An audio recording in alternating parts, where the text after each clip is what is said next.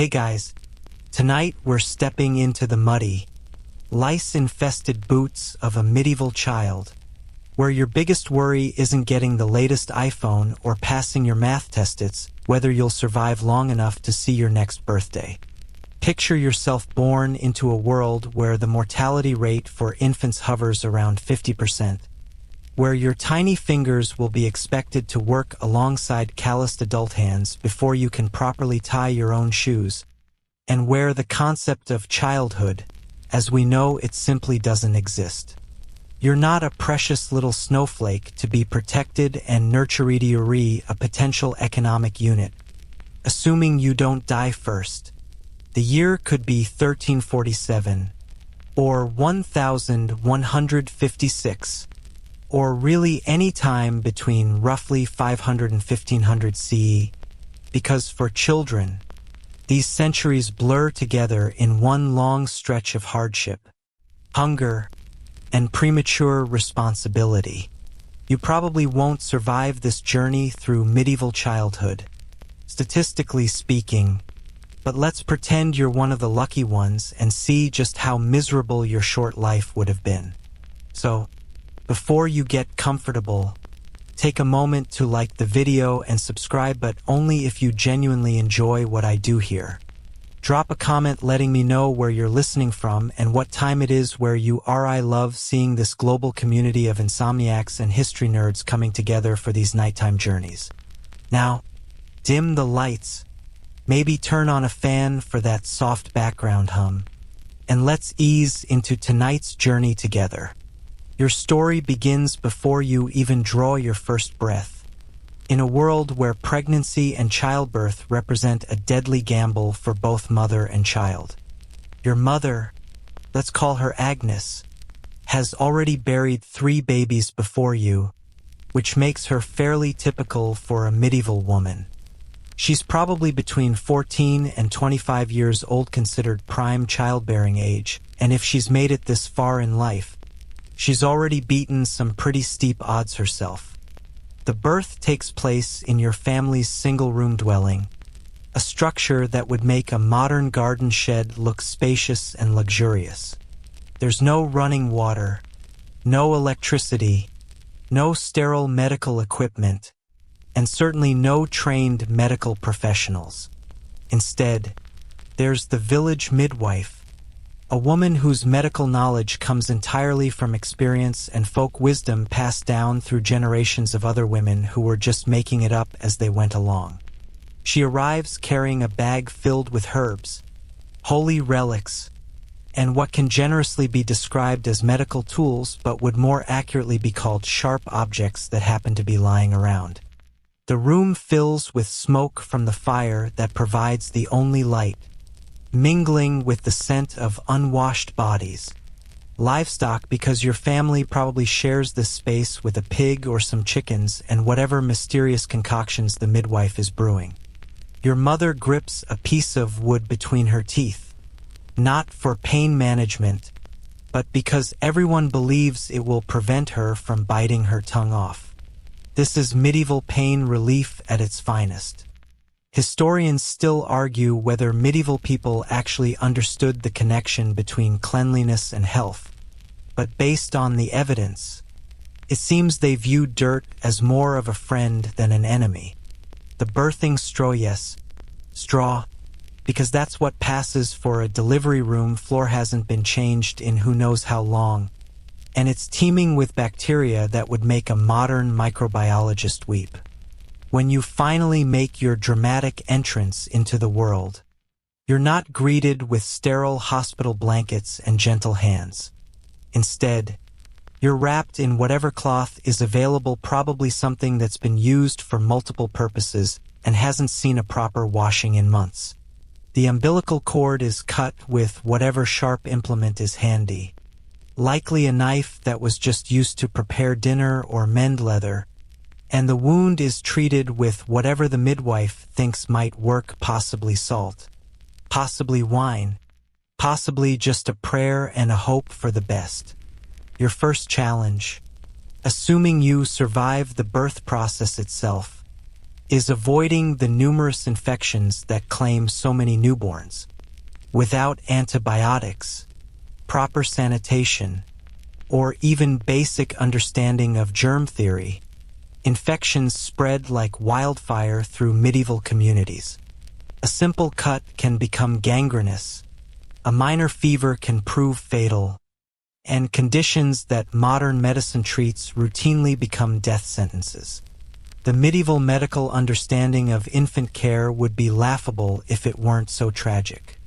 Newborns were often given wine or ale to drink because water was considered dangerous, which, to be fair, it often was, given the complete lack of water treatment systems. But alcohol isn't exactly ideal nutrition for a baby's developing system. Some midwives believed that babies needed to be kept extremely warm at all times, leading to cases of accidental smothering or overheating. Others subscribed to the theory that cold air would strengthen a child, exposing newborns to temperatures that would challenge a healthy adult.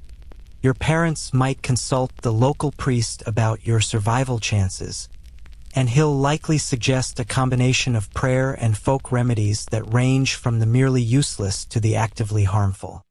Holy water might be sprinkled on you, not for baptismal purposes but as a kind of medieval antibiotic. Amulets and charms might be sewn into your swaddling clothes to ward off evil spirits, because supernatural explanations for illness were just as common as natural ones. But let's say you're tough. Let's say you're one of those hardy medieval babies who somehow manages to fight off the infections, survive the questionable medical care, and make it through those crucial first few weeks. Congratulations, you've just accomplished something that roughly half of your medieval peers never will. You've cleared the first major hurdle of medieval childhood. But unfortunately, it's just the beginning of a very long obstacle course. Your parents, assuming they both survived your birth, and that's not guaranteed, since maternal mortality rates were astronomical, now face the challenge of keeping you alive long enough to become useful. This isn't a sentimental journey of nurturing and development. It's a practical matter of investment and return. Every scrap of food that goes into your mouth, every moment of attention you receive, every resource devoted to your survival, represents a gamble on your future productivity. Medieval parents didn't have the luxury of viewing children as precious beings to be protected and cherished. They couldn't afford to become too emotionally attached to someone who might not survive the winter. This emotional distance wasn't cruelty, it was self-preservation in a world where grief was a luxury that could overwhelm a person if they let it.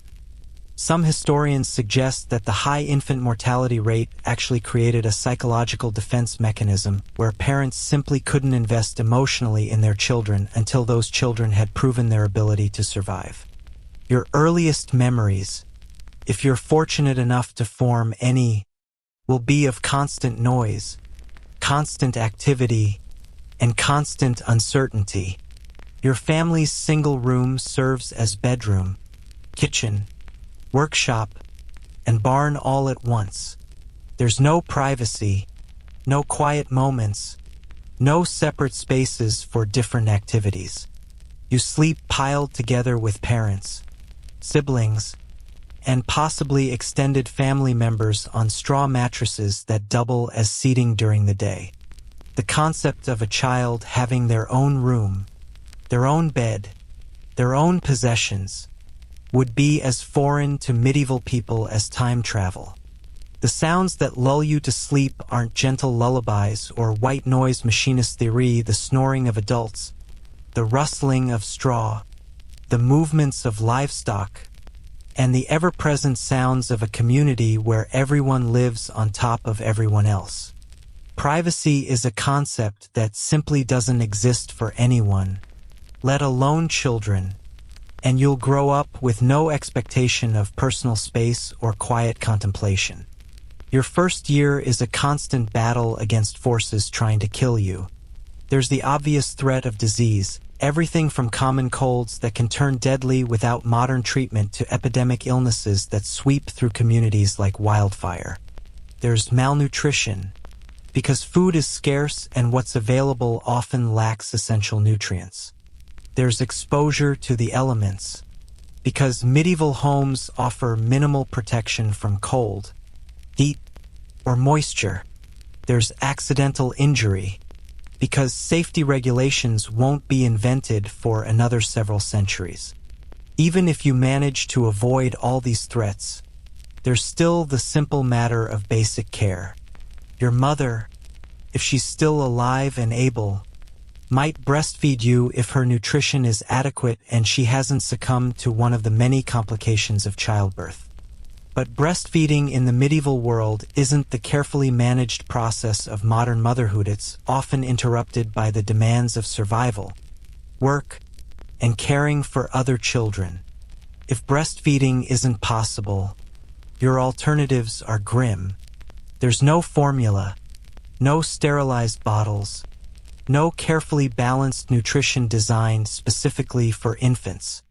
Instead, there might be animal milk if any is available, and if anyone thinks to give it to you, or thin broths made from whatever scraps can be spared.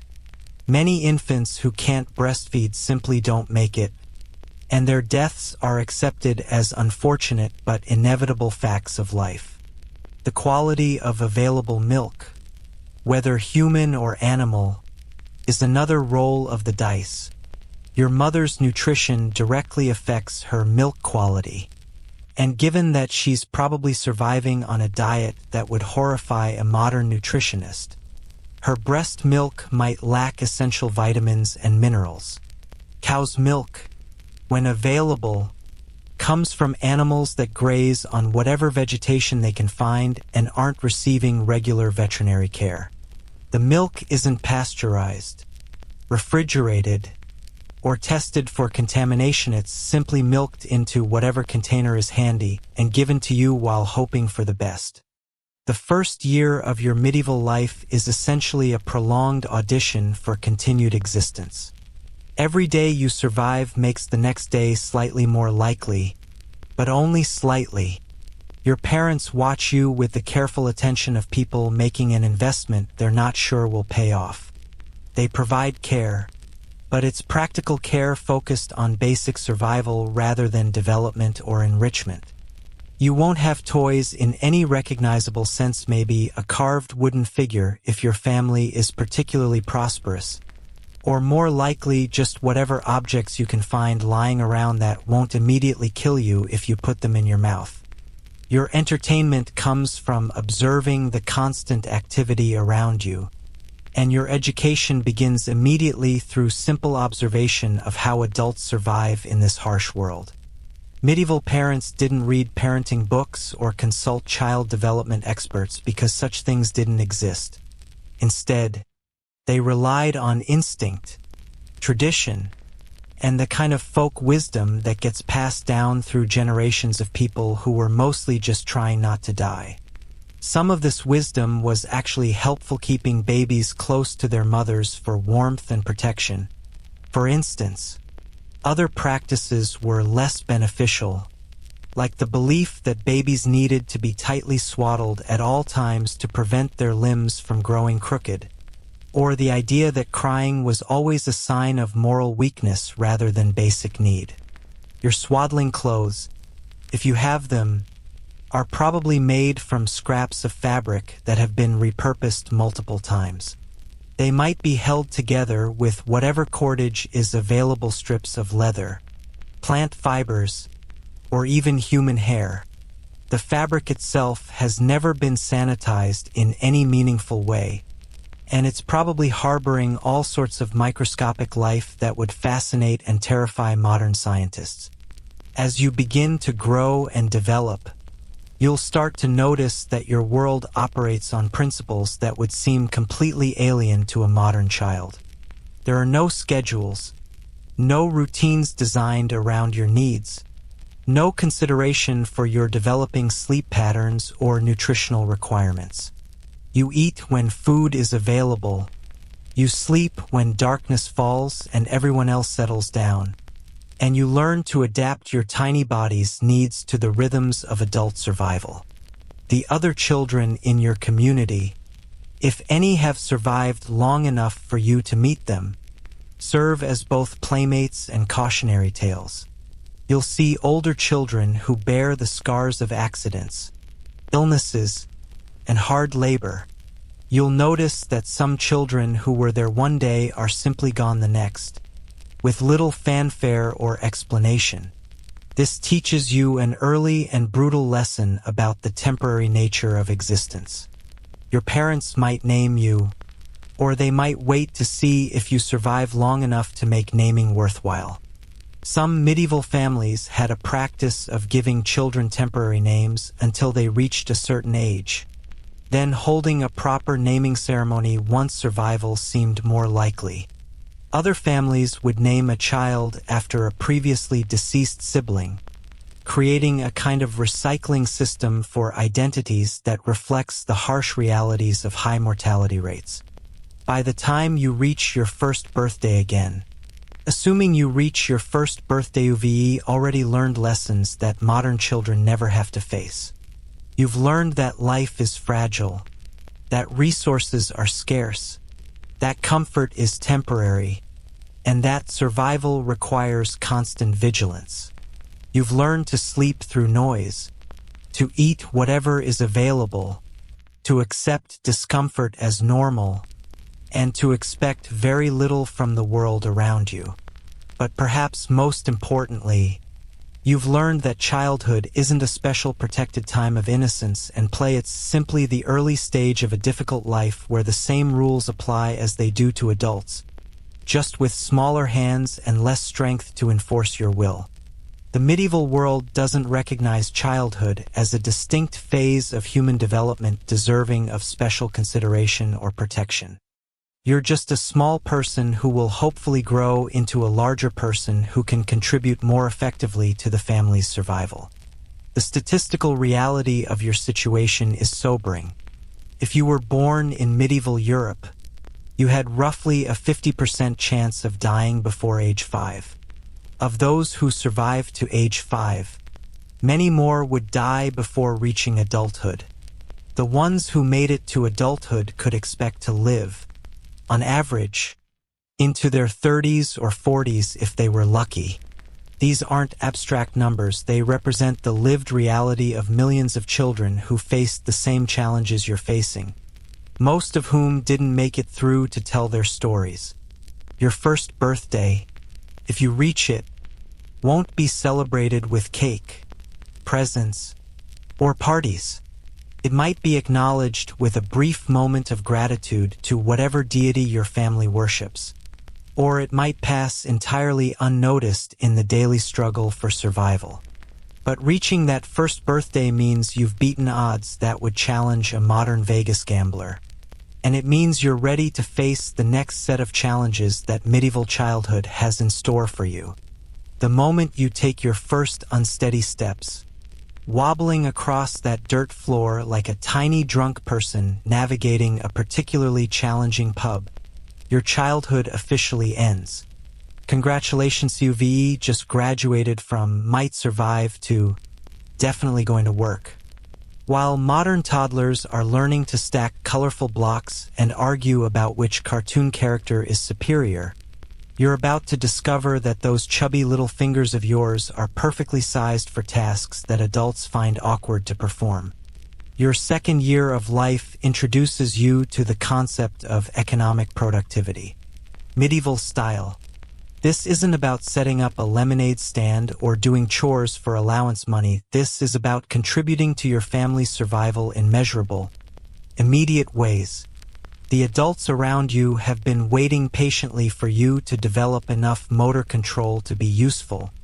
And now that you can walk and grasp objects with reasonable accuracy, it's time to put those skills to work.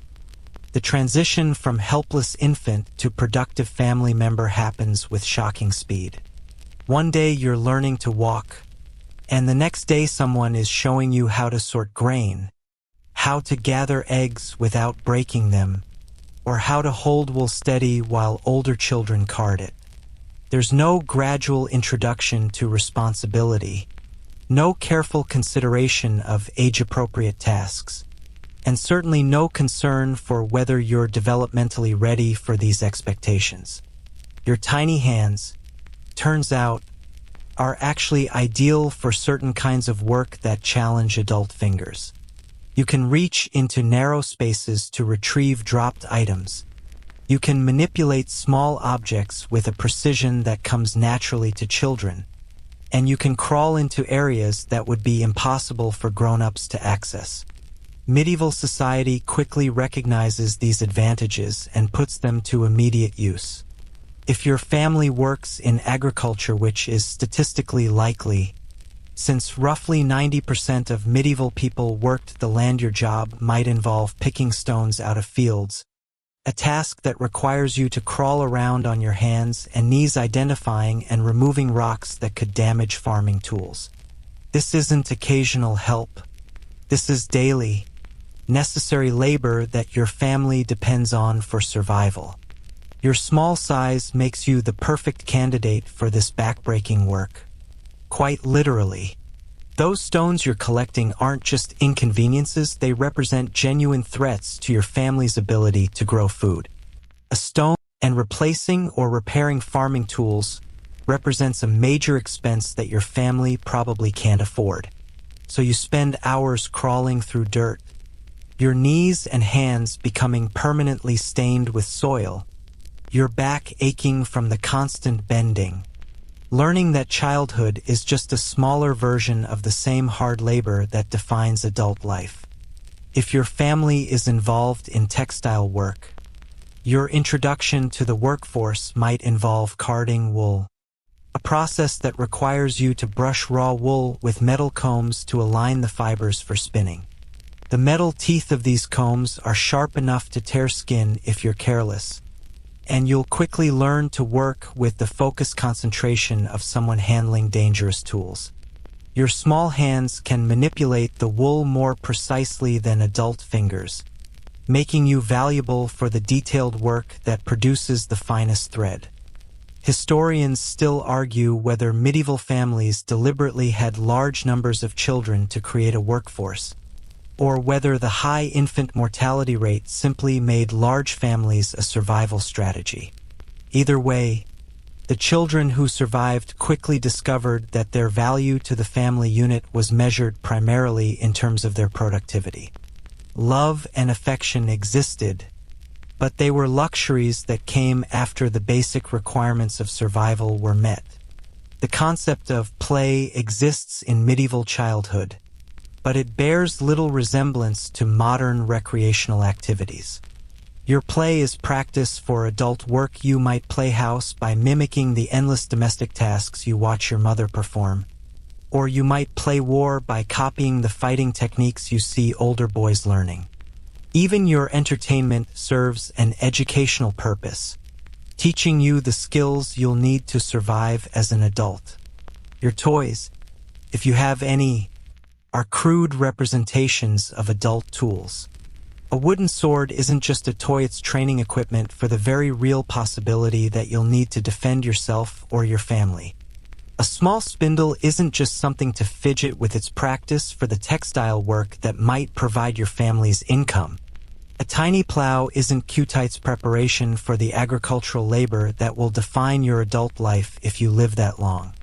The medieval world operates on the principle that idle hands are dangerous hands, and this applies to children as much as adults. There's no concept of free time, no recognition that children might need periods of rest or unstructured activity for healthy development.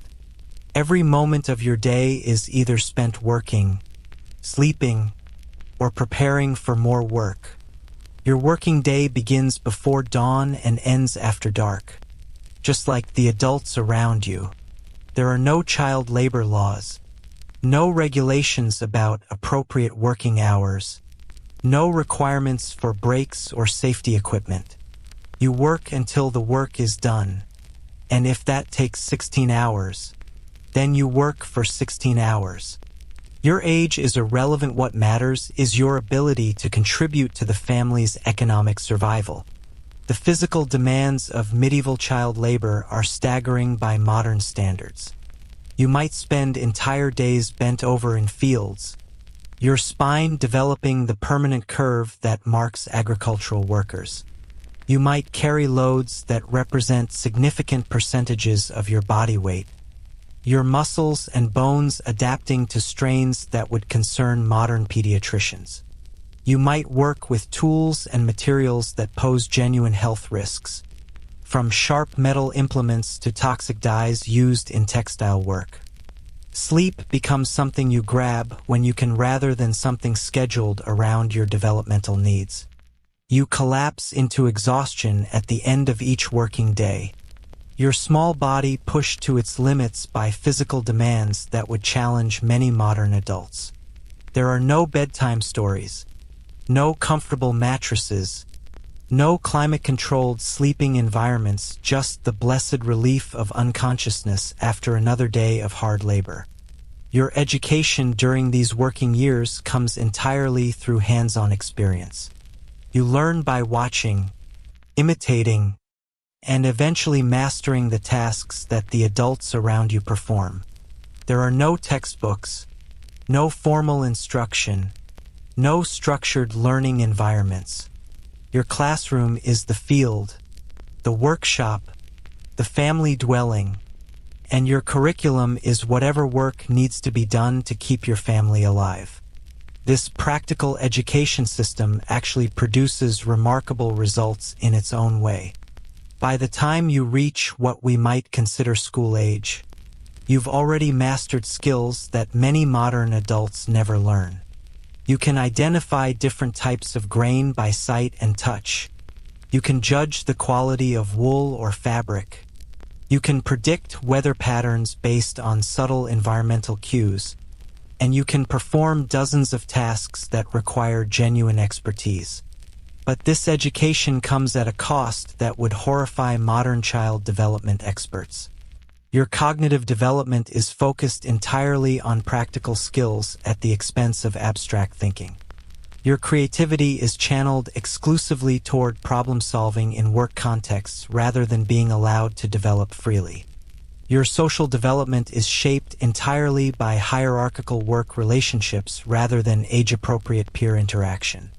The medieval apprenticeship system begins informally during these early working years, as you gradually specialize in the tasks that your family performs or that your natural aptitudes suggest you might master.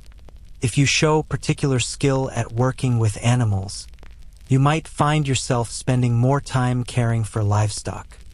If you demonstrate precision with textile work, you might be directed toward more complex spinning or weaving tasks. Your emotional development during these working years is shaped by the constant awareness that your survival depends on your productivity. You learn to suppress complaints, to work through pain and exhaustion, to prioritize the family's needs over your own comfort or desires. The concept of individual fulfillment or personal happiness is as foreign to your experience as space travel. The social dynamics of child labor in medieval families create complex relationships between siblings that blend cooperation with competition. You're all working toward the same goal of family survival, but you're also competing for resources, tension, and opportunities to learn valuable skills. The child who shows the most promise at essential tasks receives more investment in training and development, while children who struggle might find themselves relegated to the most basic and physically demanding work. Your relationship with adult family members during this period is defined primarily by your utility rather than emotional bonds. Adults appreciate children who work hard without complaint, who learn quickly, and who contribute meaningfully to the family's economic well-being. Children who are slow to learn, who complain about working conditions, or who resist their assigned tasks quickly discover that medieval parents have little patience for such behavior. The seasonal rhythms of medieval life mean that your working responsibilities change dramatically throughout the year. Spring planting season might require you to work 16-hour days helping prepare fields and plant crops. Summer might involve long days tending animals or weeding fields under the scorching sun. Autumn harvest time could mean weeks of intensive labor gathering and processing crops. Winter might offer slightly shorter working days but introduces the constant struggle to stay warm while continuing essential tasks. Your diet during these working years reflects your status as a small laborer rather than a growing child with specific nutritional needs. You eat whatever food is available, when it's available, in whatever quantities can be spared after the adults have eaten. There's no recognition that children might need different nutrition than adults. No understanding of how physical labor affects a developing body's nutritional requirements. The injuries you accumulate during these working years become permanent markers of your medieval childhood. Cuts from sharp tools, burns from fires and hot metal, strains from heavy lifting, and repetitive stress injuries from performing the same motions thousands of times. These aren't accidents to be prevented. They're simply the inevitable cost of useful productivity.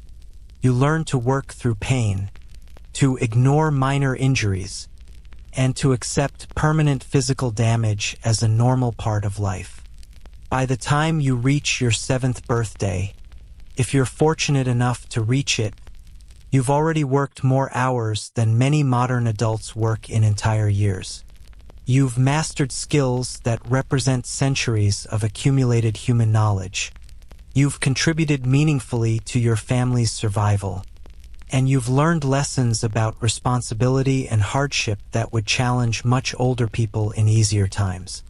But perhaps most significantly, you've learned that childhood is not a time of innocence and protection. It's simply the beginning of a working life that will continue until death or disability makes further labor impossible. The medieval world doesn't recognize any fundamental difference between child labor and adult labor except for the size of the person performing it, and by age 7, you're already well on your way to becoming a fully productive member of medieval society. The question of education in your medieval childhood can be answered quite simply. There isn't any, at least not in any form that would be recognizable to someone from the modern world. While contemporary children complain about homework and standardized tests, you're about to discover that illiteracy isn't just common in your world, it's the default state of humanity. And learning to read is such a rare privilege that it's essentially reserved for a tiny elite who have nothing better to do with their time. Your intellectual development follows a path that would horrify modern educators but made perfect sense in a world where practical survival skills mattered infinitely more than abstract knowledge. The closest thing you'll get to formal education is watching your parents work and gradually learning to imitate their movements with increasing precision. This isn't pedagogy, it's basic survival training disguised as childhood development. The medieval approach to childhood learning operates on the principle that education should be immediately useful or it's worthless luxury. Abstract concepts, theoretical knowledge, and intellectual curiosity are viewed as dangerous distractions that prevent children from learning the practical skills they'll need to survive. Why waste time teaching a child to read when that same time could be spent teaching them to identify edible plants, predict weather patterns, or judge the quality of grain? If you're a boy born into a wealthy noble family, you might, and this is a very big might, receive some form of formal education starting around age 7.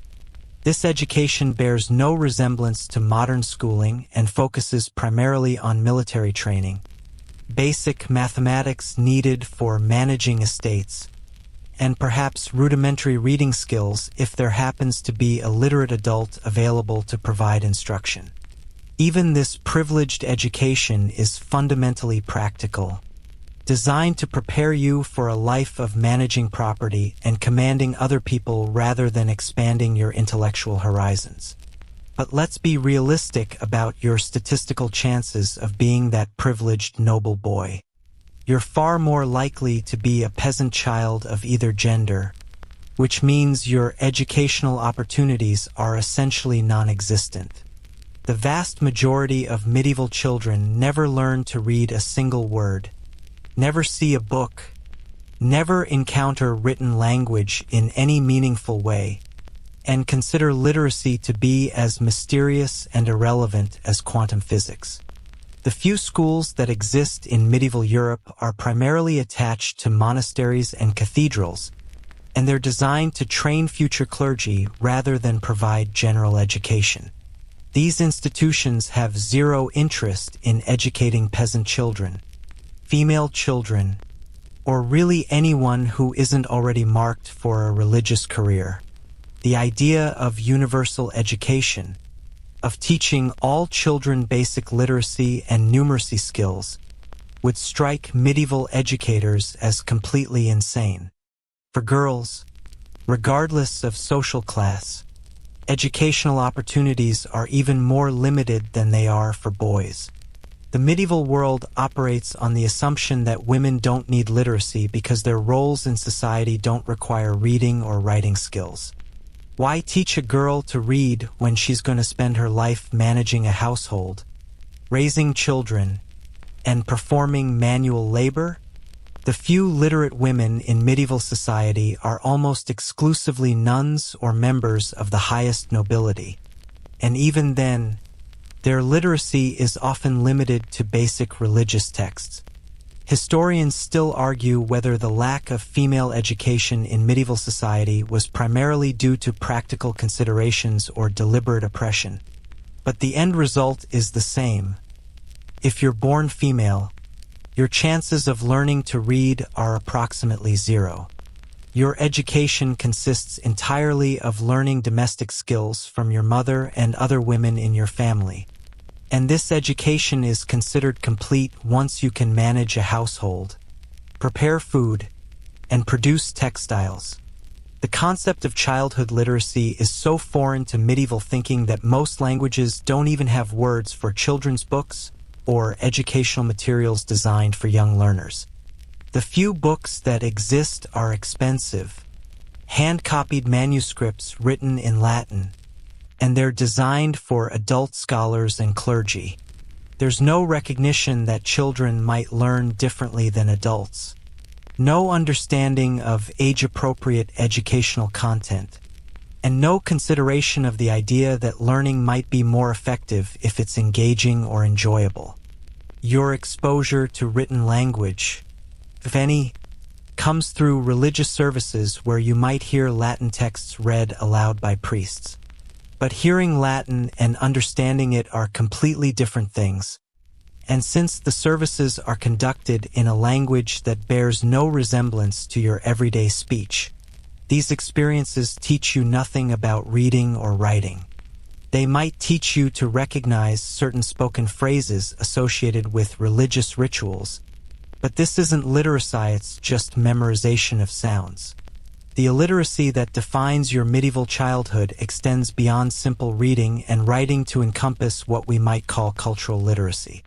You'll grow up with no knowledge of history beyond local folklore, no understanding of geography beyond your immediate region, no awareness of scientific concepts, and no exposure to literature, philosophy, or abstract ideas. Your intellectual world is bounded by the practical concerns of daily survival and the religious teachings of your local church. This educational void creates a kind of intellectual isolation that would be difficult for modern people to comprehend. You'll live your entire life without ever encountering ideas from distant places or different time periods. Your worldview will be shaped entirely by the beliefs and practices of your immediate community, with no external sources of information to challenge or expand your understanding. The few educational opportunities that do exist in medieval society are rigidly stratified by social class in ways that make modern educational inequality look like minor variations. If you're born into the wrong family, No amount of natural intelligence, curiosity, or determination will provide you with access to literacy. Social mobility through education is essentially impossible because education itself is only available to people who are already privileged. Your mathematical education, such as it is, consists of learning to count using your fingers and perhaps recognizing very basic number concepts needed for trade or agriculture. Advanced mathematics, anything beyond simple addition and subtraction, is the exclusive domain of educated clergy and the occasional merchant who needs to calculate complex transactions. The idea that ordinary people might benefit from understanding concepts like fractions, percentages, or geometric principles is considered absurd. The absence of educational infrastructure in medieval society means that knowledge is transmitted almost exclusively through oral tradition and practical demonstration. This creates a world where information can be easily lost, where innovations are difficult to preserve and transmit, and where each generation essentially starts from scratch in terms of accumulating knowledge. Without written records, libraries, or systematic educational programs, human knowledge advances at a glacial pace. Your scientific education consists entirely of folk wisdom that blends practical observation with supernatural explanation. You'll learn to predict weather by watching cloud formations and animal behavior, but you'll also be taught that storms are caused by divine displeasure. You'll learn to identify medicinal plants, but you'll also believe that their effectiveness depends on when they're harvested in relation to the phases of the moon. This mixture of practical knowledge and magical thinking characterizes medieval education at every level. The linguistic development of medieval children follows patterns that would concern modern educators. Without exposure to diverse vocabulary through reading, without systematic instruction in grammar and syntax, and without opportunities to practice complex verbal expression, your language skills remain relatively basic throughout your life. You'll be able to communicate about practical matters with reasonable precision, but abstract discussion, nuanced argumentation, and complex narrative will remain largely beyond your capabilities. The social aspects of education in medieval childhood are defined by rigid hierarchies that mirror the broader social structure. Children learn primarily by observing and imitating adults, but they're expected to remain silent, submissive, and grateful for whatever instruction they receive. The idea that children might ask questions, challenge explanations, or contribute ideas to the learning process would be seen as dangerous insubordination. Your moral and ethical education comes entirely through religious instruction provided by your local church. This education focuses on obedience, submission to authority, acceptance of suffering, and preparation for death and judgment. Critical thinking about moral questions is actively discouraged, and children who ask too many questions about religious teachings quickly learn that curiosity is not a virtue. The practical consequences of medieval educational limitations extend far beyond childhood into every aspect of adult life. Without literacy, you'll be entirely dependent on others for any information that exists in written form. Without numerical skills, you'll be vulnerable to exploitation in commercial transactions. Without exposure to diverse ideas, you'll have limited ability to solve problems that fall outside your immediate experience. The few children who do receive some form of education often find that their learning creates social problems rather than opportunities. A peasant child who somehow acquires reading skills might discover that literacy makes them suspect to both their illiterate peers and the authorities who prefer to keep the lower classes ignorant. Education without corresponding social status can be more of a burden than a benefit. Your memory becomes extraordinarily important in a world without written records, and medieval children develop memorization skills that would impress modern people. You'll learn to remember complex genealogies, detailed instructions for seasonal tasks, lengthy religious prayers, and intricate folklore, all without any written aids. This oral culture creates remarkably precise recall abilities, but it also means that information can be permanently lost if the people who remember it die without passing it on. The religious dimensions of medieval education deserve special attention because they're often the only formal instruction that children receive. Even this religious education is limited to basic catechism memorizing prayers, learning fundamental religious concepts, and understanding the rules of Christian behavior.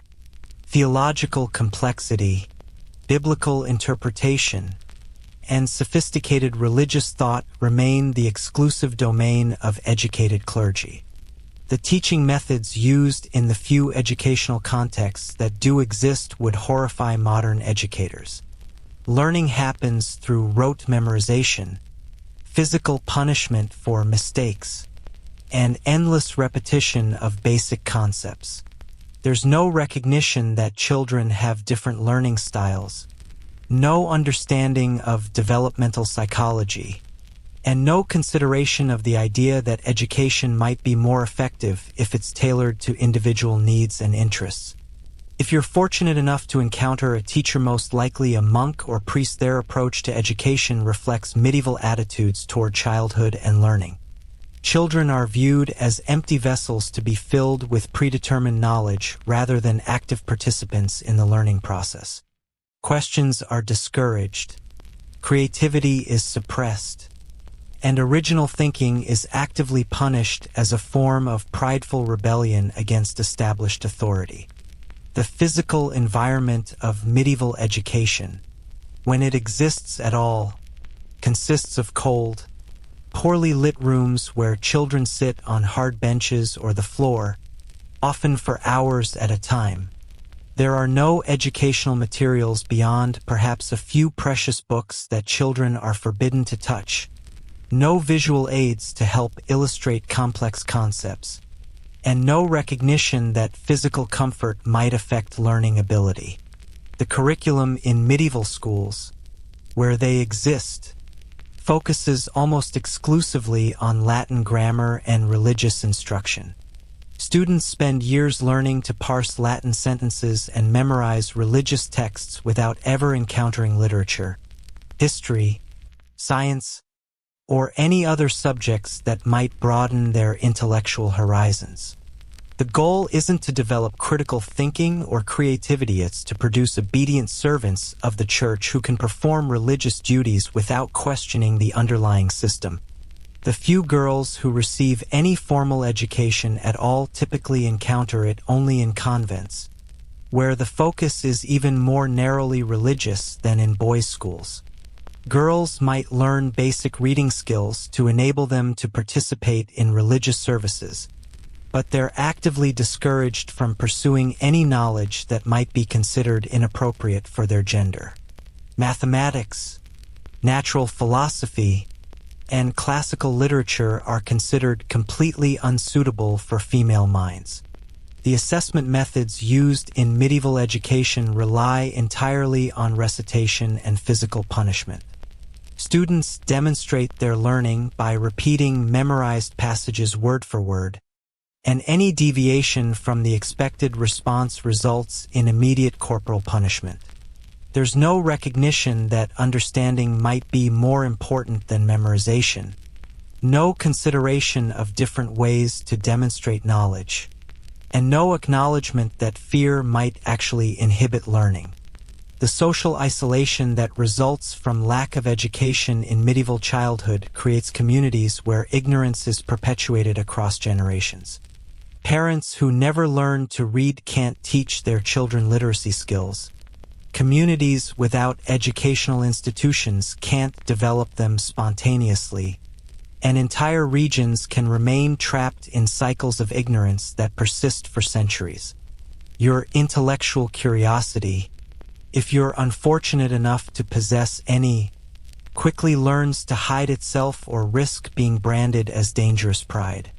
Children who ask too many questions, who show interest in subjects beyond their assigned social roles, or who demonstrate intellectual abilities that exceed their station quickly discover that curiosity is not rewarded in medieval society. Smart children learn to appear stupid. Curious children learn to appear satisfied with ignorance. And creative children learn to suppress their creativity. The few books that exist in medieval society are treated as sacred objects rather than educational tools. Children are forbidden to handle them, to read them independently, or to use them for learning. Books exist to be reverently displayed and occasionally read aloud by authorized adults, not to serve as resources for individual education or intellectual exploration. The economic barriers to education in medieval society extend far beyond simple affordability. Even families that might theoretically be able to afford educational expenses can't afford to lose the economic productivity that children provide through their labor. Sending a child to school means losing a worker, and for most medieval families, this represents an economic sacrifice that could threaten the entire family's survival. The gender segregation that characterizes medieval education reflects broader social attitudes about the different natures and capabilities of boys and girls. Boys who receive education are prepared for public roles that require literacy and numeracy, while girls who receive any education at all are trained for private, domestic roles that supposedly don't require such skills. This creates a self-perpetuating system where women's intellectual capabilities are never developed and therefore never demonstrated. By the time you reach adolescence, your educational experience is essentially complete. You've learned the practical skills necessary for survival in your particular social position. You've absorbed the religious and moral teachings considered appropriate for your station, and you've developed the work habits that will define your adult life. The idea that education might continue throughout life, that learning might be personally fulfilling, or that knowledge might be valuable for its own sake, simply doesn't exist in your medieval world. The stark reality of medieval childhood education is that it's designed to produce functional adults for a specific social and economic system rather than to develop individual potential or promote intellectual growth. You'll emerge from childhood with precisely the skills and knowledge needed to fulfill your predetermined role in medieval society. No more and no less. Whether this represents successful education or tragic limitation depends entirely on your perspective, but it's the only educational system your world knows how to provide. The long-term consequences of this educational vacuum extend far beyond individual limitations to shape the entire trajectory of human civilization. Without widespread literacy, without systematic preservation of knowledge, and without institutions dedicated to expanding human understanding, medieval society remains trapped in patterns of ignorance that prevent technological advancement, social progress, and cultural development. Your individual educational deprivation is just one small part of a larger system that keeps humanity locked in cycles of poverty, disease, and intellectual stagnation. Your stomach becomes your most reliable timekeeper in medieval childhood, not because it tells you when meals are scheduled, but because it reminds you constantly that they aren't. While modern children debate whether they want chicken nuggets or pizza for dinner, you're learning to calculate how many days you can survive on the moldy heel of yesterday's bread and whatever questionable liquid your family claims is soup. Food scarcity defines every aspect of your medieval childhood in ways that would be incomprehensible to anyone who's never experienced genuine hunger. This isn't the temporary discomfort of skipping lunch or the mild inconvenience of an empty pantry. This is the bone-deep, constant awareness that starvation is always lurking just one bad harvest. one harsh winter, or one family crisis away from your doorstep.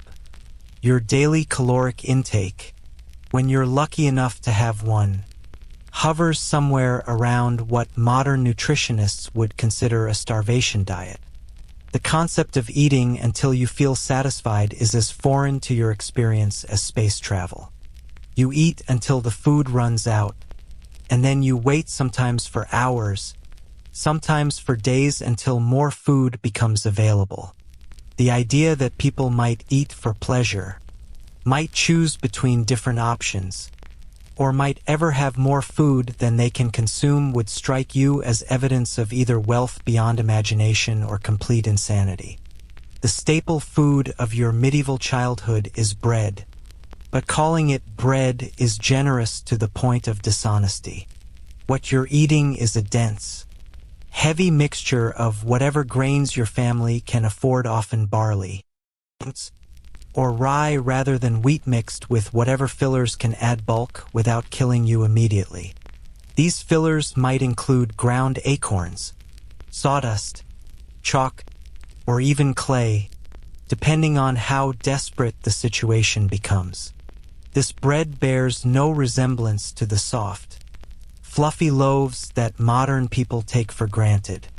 Medieval bread is hard enough to break teeth, dense enough to be used as building material, and often moldy enough to pose serious health risks. You learn to soften it in whatever liquid is available: water if you're lucky, ale if your family can afford it, or your own saliva if no other options exist. The bread doesn't taste good, it doesn't provide complete nutrition, and it often makes you sick. But it's usually the only food available in sufficient quantities to prevent immediate starvation. Your protein intake consists primarily of whatever scraps can be salvaged from animals that have died or been slaughtered for more important purposes. Fresh meat is such a luxury that most peasant children taste it only a few times per year, usually during religious festivals when communities might slaughter an animal for communal consumption. The rest of the time, your protein comes from eggs when the chickens are laying, and the family can afford to eat the eggs rather than trade them from the occasional fish if you live near water and have the tools and skills necessary for fishing. Historians still argue whether medieval diets were nutritionally adequate for growing children, but the physical evidence suggests they weren't. Medieval skeletons show clear signs of malnutrition, stunted growth, and vitamin deficiencies that affected bone development, tooth formation, and overall health. Children who survived to adulthood were typically shorter, weaker, and more susceptible to disease than they would have been with adequate nutrition. The vegetables that supplement your medieval diet are limited to whatever can be grown locally and preserved through the winter months. Root vegetables like turnips, carrots, and parsnips form the backbone of your plant-based nutrition, but they're often stored in conditions that would horrify modern food safety inspectors. Vegetables are kept in dark, damp cellars where they gradually rot throughout the winter, and you learn to cut away the obviously spoiled parts while eating the rest regardless of its condition. Your access to fresh fruits is limited to brief seasonal windows when local varieties ripen. Apples, pears, and berries might be available for a few weeks each year, providing temporary relief from the monotony of your regular diet and offering vitamins that your body desperately needs. But preservation techniques for fruit are primitive and unreliable, so these nutritional benefits are limited to specific times of year when fresh fruit is actually available. The concept of food safety in your medieval childhood would be laughable if it weren't so dangerous. There are no refrigeration systems, no understanding of bacterial contamination, no quality control measures, and no regulatory systems to ensure that food is safe for consumption. You learn to eat food that's obviously spoiled because the alternative is eating nothing at all, and you develop a tolerance for stomach problems that would send modern children to the emergency room. Your water supply presents challenges that compound your nutritional problems. Clean drinking water is often unavailable, forcing families to rely on ale, wine, or other fermented beverages that provide calories but not hydration. Children as young as 3 or 4 consume alcohol regularly, not for recreational purposes, but because fermented beverages are often safer than water from contaminated wells or streams. The seasonal variations in food availability create cycles of feast and famine that define the rhythm of your medieval childhood. Spring brings the hunger months, when winter stores are exhausted, but new crops haven't yet matured, creating periods of acute starvation that claim the lives of the weakest community members. Summer offers temporary abundance as vegetables ripen and animals produce milk. But this plenty must be balanced against the need to preserve food for the coming winter. Autumn harvest time represents both the best and most stressful period of your food year. If the harvest is good, your family might actually experience brief periods of adequate nutrition. But if crops fail due to weather, disease, or war, the entire community faces starvation. You learn to read the signs of harvest quality with the expertise of a modern agricultural scientist, because your life literally depends on accurate assessment of food availability. The preservation techniques available to your medieval family are primitive and often unreliable. Meat is preserved through salting, smoking, or drying, processes that remove moisture and add flavor but don't eliminate all bacterial contamination. Vegetables are stored in root cellars or preserved through fermentation, creating foods that are nutritionally valuable but often taste terrible and pose ongoing health risks. Your relationship with food during medieval childhood is defined by scarcity anxiety that never completely disappears. Even during periods of relative abundance, you're aware that starvation is always a possibility, creating eating behaviors that prioritize immediate consumption over enjoyment or social interaction. You learn to eat quickly, to hide food when possible, and to view every meal as potentially your last. The social dynamics of food distribution within medieval families favor adults and working-age children over infants, elderly family members, and children who are too young to contribute meaningfully to family productivity. This harsh calculus means that you might watch family members receive larger portions while you're given barely enough to survive, not because your parents don't love you, but because family survival requires prioritizing the most economically valuable members.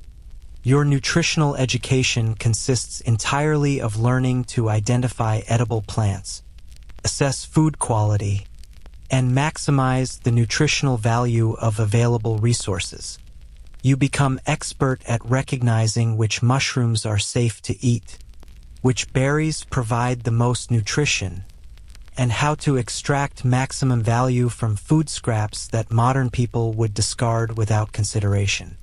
This knowledge is literally life-saving, but it's acquired through trial and error that sometimes proves fatal. The cooking methods available to your medieval family are limited by technology, fuel availability, and safety considerations. Most food is boiled in a single pot over an open fire, creating stews and broths that maximize nutritional extraction from minimal ingredients. Baking is possible only when families can afford to heat large ovens, making bread making a community activity that happens infrequently and requires careful coordination. Your digestive system adapts to medieval dietary realities in ways that would concern modern pediatricians. You develop tolerance for foods that are partially spoiled, learn to extract nutrition from low-quality ingredients, and become accustomed to irregular meal timing that would disrupt modern children's metabolic patterns. These adaptations help you survive, but they also reflect the harsh nutritional environment that defines your childhood. The psychological effects of chronic hunger on medieval children create lasting impacts that extend far beyond physical health. You develop food-related anxieties, hoarding behaviors, and social attitudes that prioritize survival over sharing. The constant awareness of food scarcity affects your ability to concentrate, your emotional regulation, and your social relationships with other children who are competing for the same limited resources. The few dietary luxuries that exist in medieval society, spices, sugar, white bread, fresh meat, are so expensive that they're essentially unavailable to ordinary children. These luxury foods serve as markers of social status rather than nutritional supplements, creating clear hierarchies based on access to quality nutrition. Children from wealthy families literally grow up healthier, stronger, and more intelligent because they have access to better food. Your growth patterns during medieval childhood reflect the nutritional limitations of your diet in ways that would alarm modern parents. You're likely to be significantly shorter than modern children of the same age. Your physical development is delayed by months or years, and your cognitive development may be impaired by chronic malnutrition. These effects aren't temporary setbacks, they're permanent limitations that will affect your health and capabilities throughout your entire life. The medical understanding of nutrition in medieval society is essentially non-existent, creating situations where families inadvertently worsen their children's health through well-intentioned but misguided dietary choices. Children suffering from obvious malnutrition might be given foods that actually exacerbate their problems, or they might be denied foods that could help them recover, because medieval medical theory provides no reliable guidance for addressing nutritional deficiencies. The economic relationships that govern food distribution in medieval society mean that your access to nutrition is entirely dependent on your family's economic success and social position. Children from families that experience economic setbacks quickly discover that their nutritional status can deteriorate rapidly, while children from families that achieve economic success find that their health and development improve correspondingly. Your food experiences during medieval childhood create lasting memories and behaviors that will define your relationship with eating throughout your adult life. The constant awareness of scarcity, the need to compete for resources, and the experience of genuine hunger creates psychological patterns that persist even during periods of relative abundance. You'll never completely trust that food will be available tomorrow, and you'll never take adequate nutrition for granted. The community aspects of food sharing during medieval childhood reflect both cooperation and competition that characterize broader social relationships. Families might share resources during times of extreme scarcity, but they also carefully track who gives what to whom, creating complex social debts that affect relationships for years.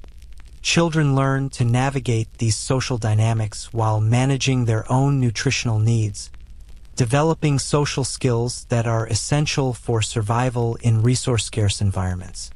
The religious dimensions of food in medieval childhood add another layer of complexity to an already challenging situation. Religious fasting requirements apply to children as well as adults, creating periods when already inadequate diets become even more restrictive. Religious teachings about gluttony and moderation reinforce social attitudes that view hunger as morally beneficial, making it difficult for families to prioritize their children's nutritional needs over religious obligations. By the time you reach adolescence, your relationship with food has been permanently shaped by years of scarcity, uncertainty, and nutritional inadequacy. You've learned to survive on minimal resources, to extract maximum value from poor quality ingredients, and to manage the psychological stress of chronic hunger. These skills will serve you well in adult life, assuming you survive long enough to reach it, but they represent adaptations to a harsh environment rather than healthy development in a nurturing context. The medieval world greets you each morning with a cheerful selection of ways to die that would read like a horror novelist's fever dream if they weren't absolutely real and constantly present threats to your continued existence. While modern children worry about getting their vaccines on schedule, you're navigating a biological minefield where a simple cut can lead to gangrene, a common cold can become pneumonia, and mysterious fevers appear without warning to claim entire families in a matter of days. Disease stalks your medieval childhood with the persistence of a dedicated predator, always lurking just beyond the edge of your family's daily routine, waiting for the perfect moment to strike. The concept of preventive medicine doesn't exist. The understanding of contagion is rudimentary at best, and medical treatment often does more harm than good when it's available at all. You're essentially living in a world where your immune system is your only reliable defense against threats that can kill you before anyone even understands what's happening. Your first major encounter with medieval medicine likely occurs during infancy, when well-meaning adults apply treatments that would horrify modern medical professionals. If you develop a fever, the standard treatment involves wrapping you in heavy blankets to sweat out the illness, a practice that can actually worsen dehydration and heat-related complications. If you have digestive problems, you might be given purging agents that cause violent vomiting and diarrhea, further weakening your already fragile system. The medical understanding that shapes your healthcare during medieval childhood operates on principles that bear no resemblance to modern scientific knowledge. Medieval medicine is based on the theory of humourist belief that human health depends on balancing four bodily fluids: blood, phlegm, yellow bile, and black bile. When you get sick, medical practitioners assume that your humors are out of balance and attempt to correct this through treatments that often make you sicker than the original illness. Bloodletting represents the most common medical intervention you'll encounter, and it's prescribed for virtually every ailment from headaches to broken bones.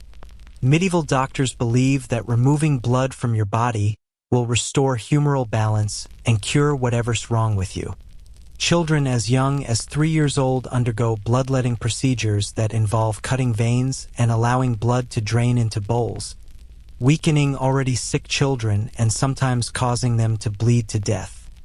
Historians still argue whether medieval medical practitioners genuinely believed in the treatments they provided or simply had no alternatives to offer desperate families, but the results speak for themselves.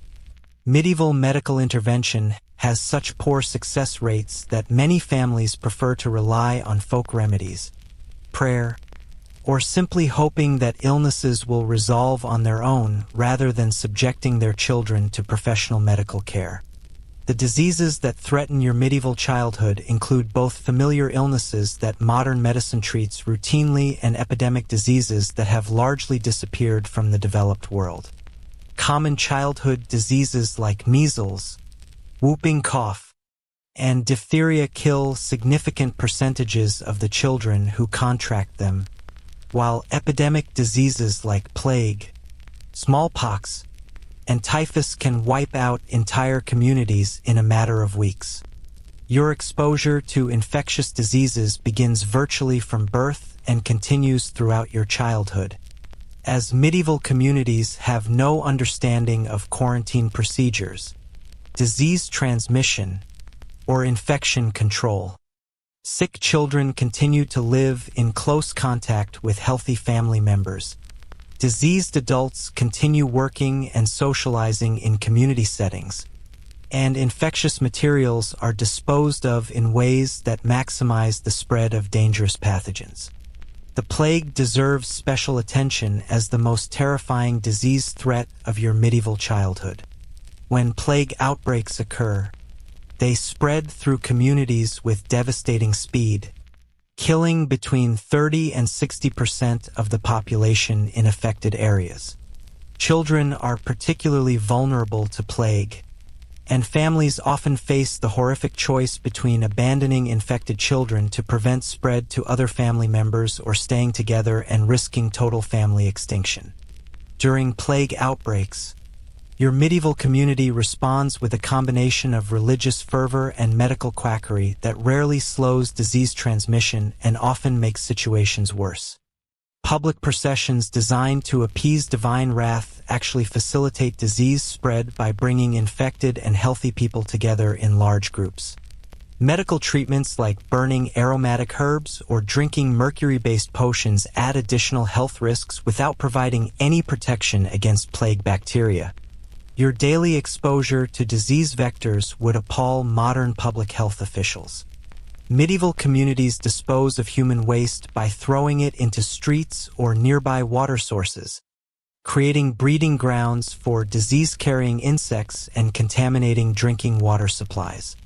Animals live in close proximity to humans, sharing living spaces and contributing to the transmission of zoonotic diseases that jump from animals to human populations. The parasites that infest your medieval childhood represent a constant drain on your health and nutrition that compounds the effects of inadequate diet and poor sanitation. Intestinal worms are virtually universal among medieval children, causing malnutrition, anemia, and digestive problems that further weaken resistance to other diseases. External parasites like fleas and lice carry diseases between community members while causing constant discomfort and skin infections. Your skin becomes a battleground for various infections and conditions that reflect the harsh realities of medieval hygiene. Without soap, clean water, or understanding of basic sanitation, you develop skin problems that range from minor irritation to life-threatening infections. Simple cuts and scrapes become infected wounds that can lead to blood poisoning, while chronic skin conditions create open sores that serve as entry points for more serious bacterial infections. The respiratory diseases that threaten your medieval childhood are exacerbated by living conditions that maximize exposure to infectious agents and minimize recovery opportunities. Your family's single-room dwelling provides no isolation for sick individuals. Poor ventilation traps contaminated air, and heating systems that rely on open fires create smoke inhalation problems that compound respiratory illness. Pneumonia, bronchitis, and tuberculosis spread easily through medieval households and often prove fatal to children whose immune systems are already compromised by malnutrition. Your dental health during medieval childhood deteriorates rapidly due to diet, hygiene practices, and complete absence of dental care. The coarse, gritty bread that forms the staple of your diet wears down tooth enamel, while the lack of tooth cleaning allows bacterial infections to develop unchecked. Tooth decay leads to abscesses that can spread infection to other parts of your body, creating life-threatening situations from what modern dentistry would consider routine problems. The eye diseases that affect medieval children reflect both nutritional deficiencies and environmental hazards that don't exist in modern developed societies. Vitamin A deficiency causes night blindness and increases susceptibility to eye infections, while smoke from cooking fires and poor lighting conditions strain developing vision. Eye injuries from flying sparks, sharp objects, and accidental impacts often result in permanent vision loss because medieval medicine has no effective treatments for serious eye trauma. Your mental health during medieval childhood faces challenges that extend beyond the obvious stresses of poverty, disease, and family loss, the constant threat of death, the helplessness in the face of inexplicable illnesses, and the religious teachings that interpret disease as divine punishment create psychological trauma that would concern modern mental health professionals. But medieval society has no concept of mental health treatment, no understanding of psychological trauma, and no recognition that children might need emotional support to cope with overwhelming experiences. The seasonal patterns of disease in medieval communities create predictable cycles of illness and death that shape the rhythm of your childhood.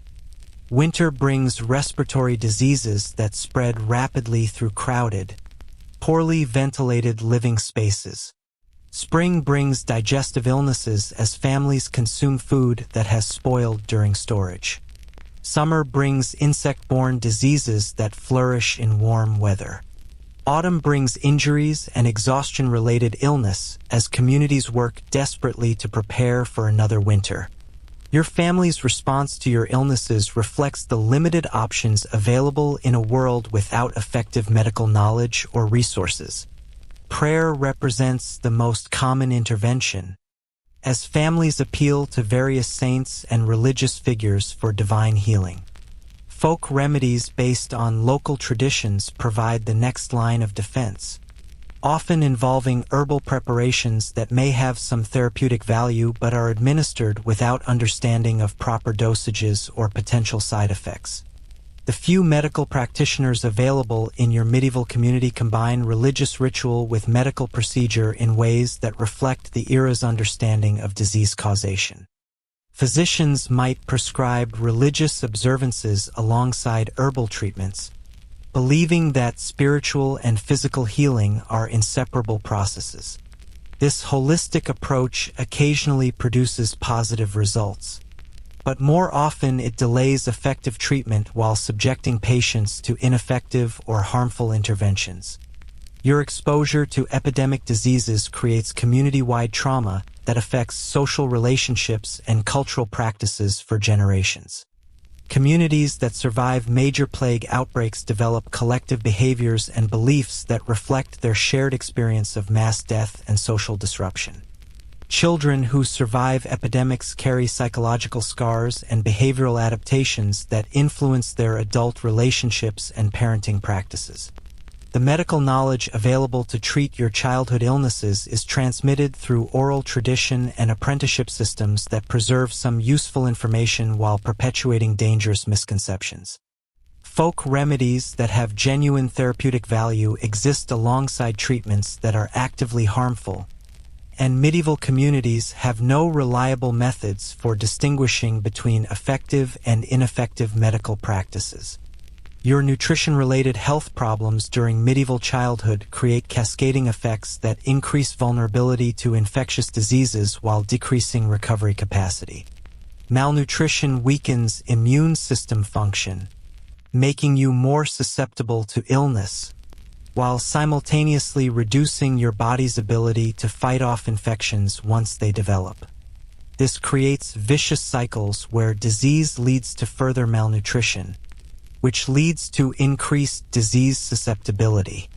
The injuries that occur during your medieval childhood often become infected wounds that pose greater threats than the original trauma.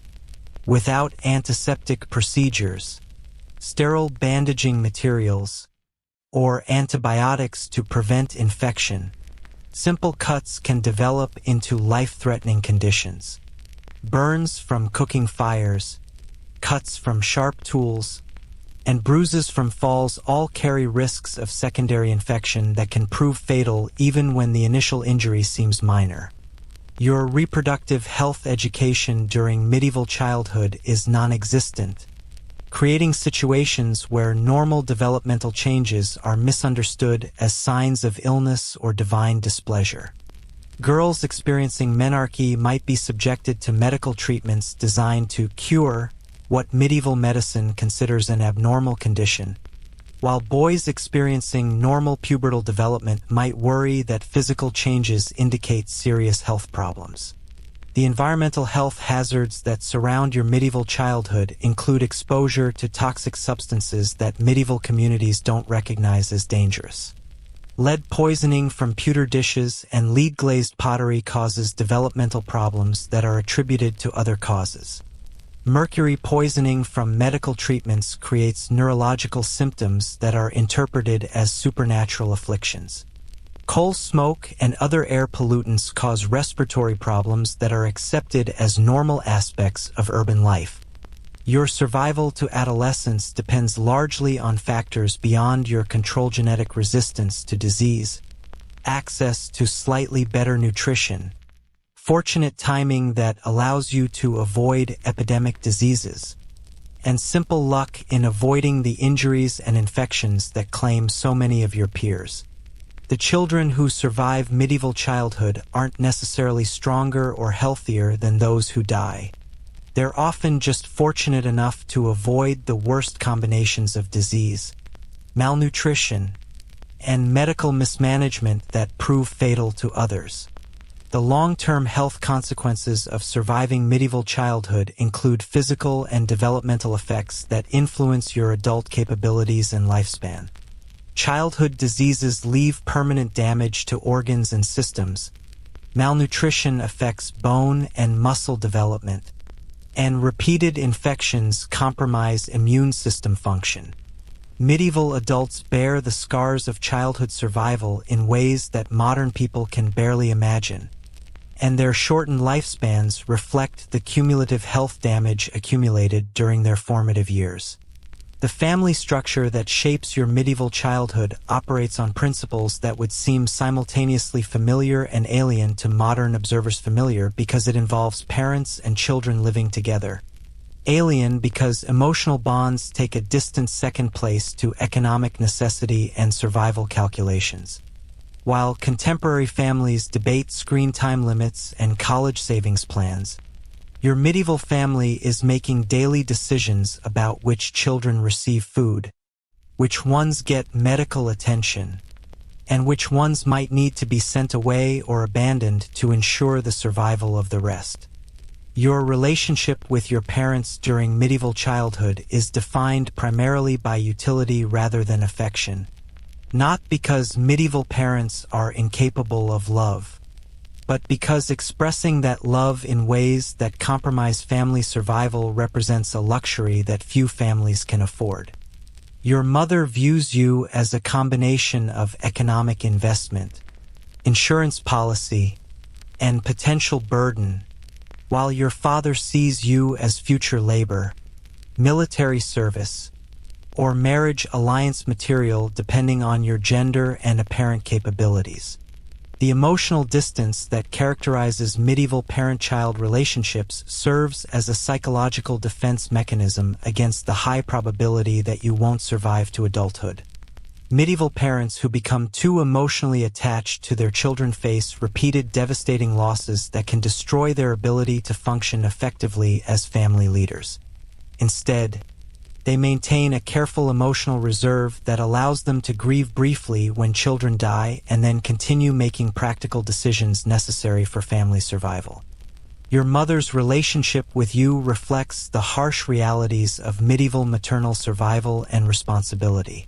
She's likely to have experienced multiple pregnancies, miscarriages, and infant deaths before your birth, creating a psychological framework where maternal love is tempered by realistic expectations about child mortality. She provides practical care focused on immediate survival needs: feeding, clothing, and shelter, while avoiding the kind of emotional investment that would make repeated losses unbearable. Medieval mothers often display what modern psychologists would recognize as symptoms of chronic grief and emotional numbing, but these responses represent adaptive strategies rather than pathological conditions. Your mother has learned to care for children's physical needs while maintaining emotional distance that protects her psychological stability in an environment where child death is statistically probable rather than merely possible. Your father's involvement in your childhood is shaped by medieval concepts of masculine responsibility that prioritize economic productivity and family security over emotional nurturing. He views his paternal duties as providing food, shelter, and protection while preparing male children for adult work roles and arranging marriages for female children. Direct emotional interaction with young children is considered inappropriate for medieval men, creating father-child relationships that seem cold and distant by modern standards. The siblings who share your medieval childhood represent both your closest companions and your primary competitors for limited family resources. Sibling relationships are characterized by cooperation in shared survival challenges combined with rivalry for parental attention, food allocation, and opportunities for advancement.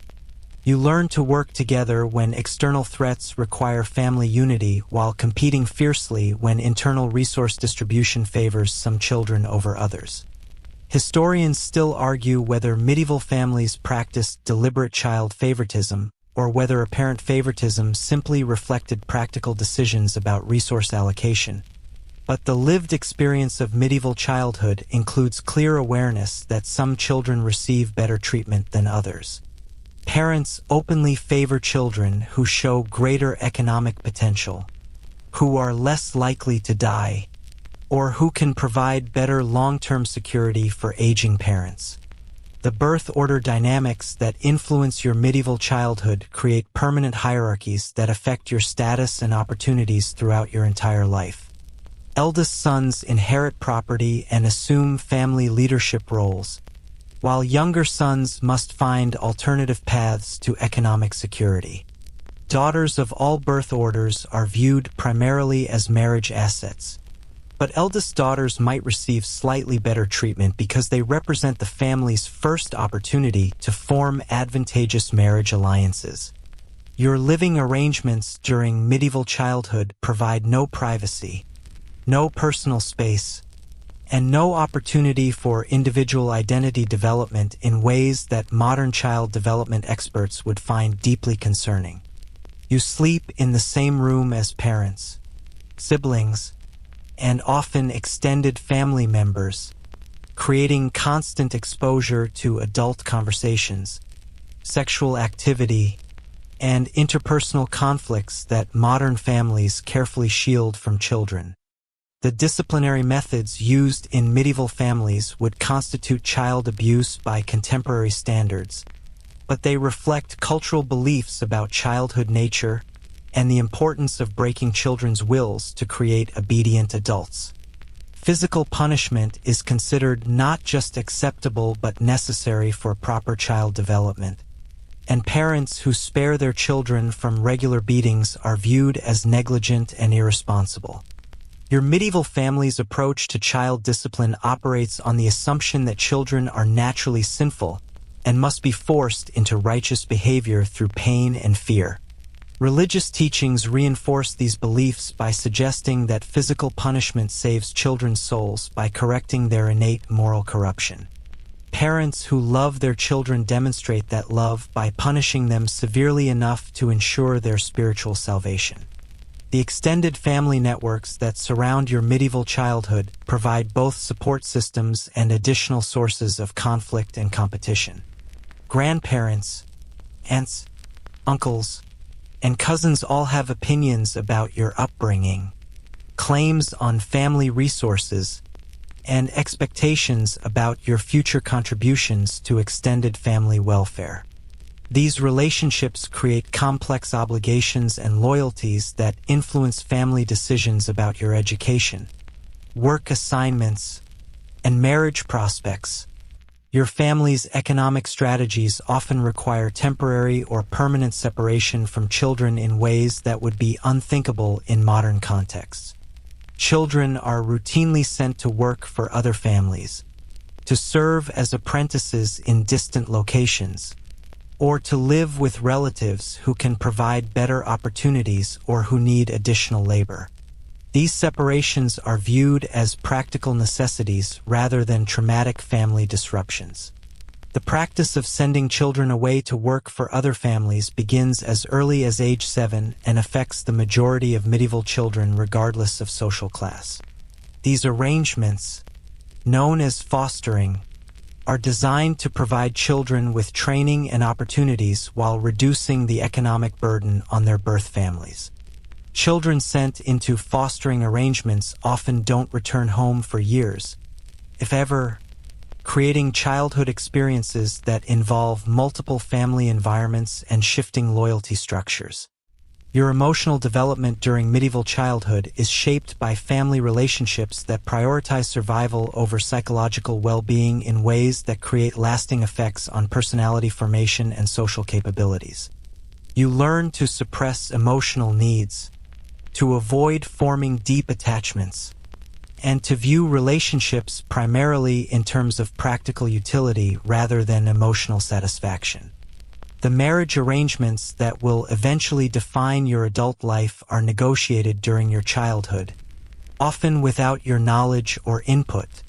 Parents begin considering potential marriage partners for their children while those children are still infants, creating family alliances and economic partnerships that treat children as valuable commodities rather than individuals with personal preferences or romantic desires.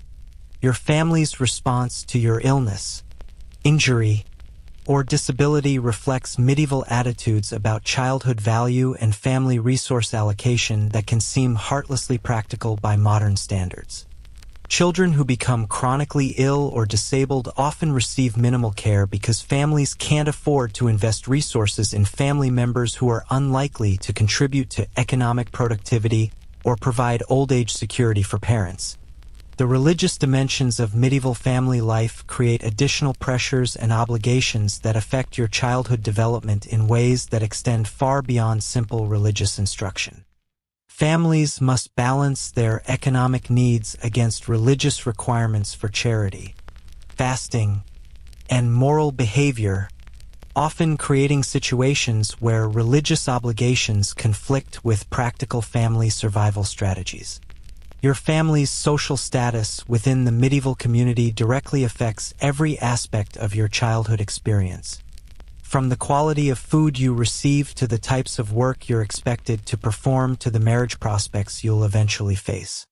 Children from higher status families receive better nutrition, education, and protection, while children from lower status families face greater risks and fewer opportunities from birth. The seasonal patterns of medieval family life create predictable cycles of stress and relief that shape your childhood memories and behavioral development. Harvest seasons bring intensive family work requirements that leave little time for parent-child interaction, while winter months create forced intimacy in crowded living spaces that can strain family relationships to the breaking point. Your family's response to external threats, war, famine, epidemic disease, or economic disruption reveals the priorities and decision-making processes that govern medieval family life. Children quickly learn that their individual needs and preferences are subordinate to family survival requirements, and that family loyalty requires personal sacrifice that can include separation, hardship, or even death. The communication patterns within your medieval family reflect broader cultural attitudes about children's roles and capabilities that limit your opportunities for intellectual and emotional development.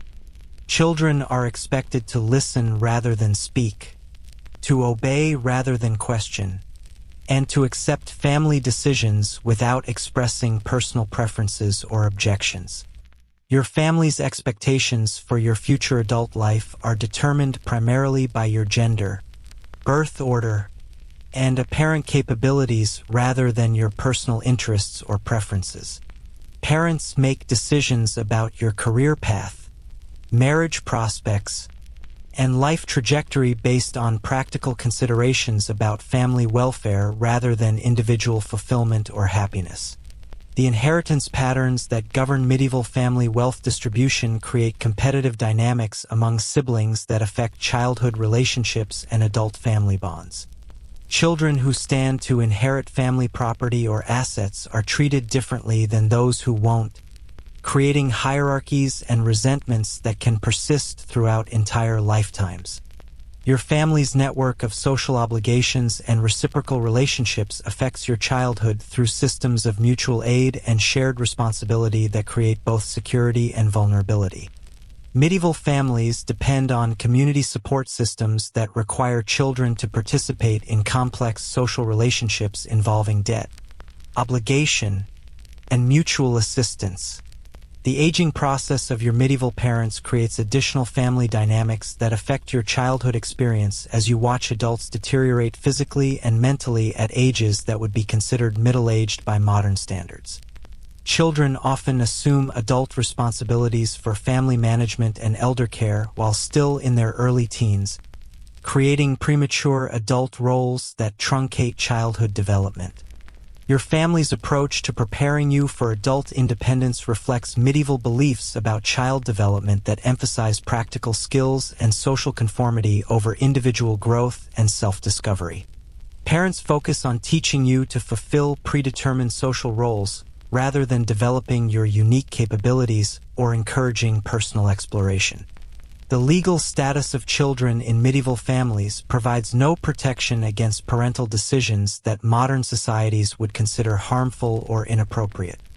Parents have absolute authority over their children's lives, including the right to sell them into slavery, arrange marriages to unsuitable partners, or subject them to dangerous working conditions without legal intervention or social criticism. Your family's religious practices and beliefs create moral frameworks that influence every aspect of childhood development while providing both comfort and additional sources of anxiety and guilt.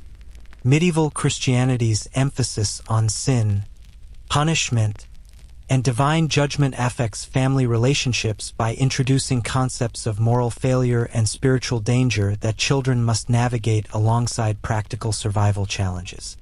By the time you reach adolescence, your family relationships have been shaped by years of practical necessity, emotional restraint, and survival-focused decision-making that create personality traits and social expectations that will influence your adult relationships and parenting practices.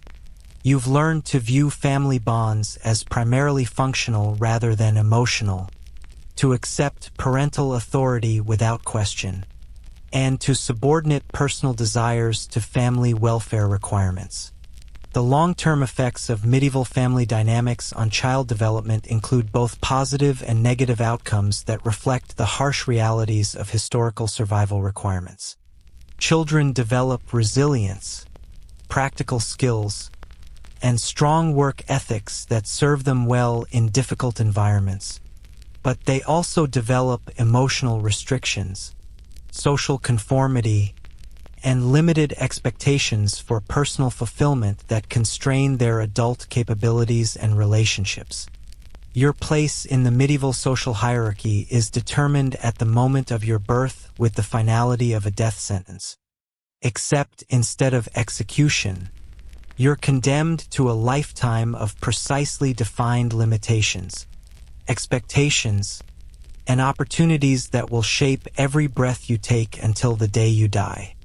While modern children dream of becoming astronauts or presidents regardless of their family background, you wake up each morning to the unchanging reality that your father's social status has already written your entire life story in indelible ink. The social class system that governs your medieval childhood operates with a rigidity that makes modern inequality look like minor variations in lifestyle preference. If you're born into a peasant family, you will be a peasant for your entire life. Your children will be peasants, and their children will be peasants stretching into a future so distant that the very concept of social mobility becomes as foreign as time travel. The medieval world doesn't believe in second chances, rags to riches stories, or the possibility that hard work and talent might overcome the circumstances of birth. Your daily experience as a peasant child begins with the fundamental understanding that you are not actually a person in any meaningful legal sensory property. You belong to the Lord who owns the land your family works. And this ownership extends beyond mere economic obligation to encompass your physical location, your marriage prospects, your career opportunities, and even your right to leave your birthplace. You can be bought, sold, traded, or inherited along with livestock and farming equipment, and your legal status provides roughly the same protections afforded to particularly valuable farm animals. The concept of freedom during your medieval childhood exists only as an abstract idea that applies to other people in distant places or perhaps in theoretical religious contexts. You cannot choose where to live, what work to perform, whom to marry, or how to spend your time without permission from social superiors who view you as a productive resource rather than an autonomous individual.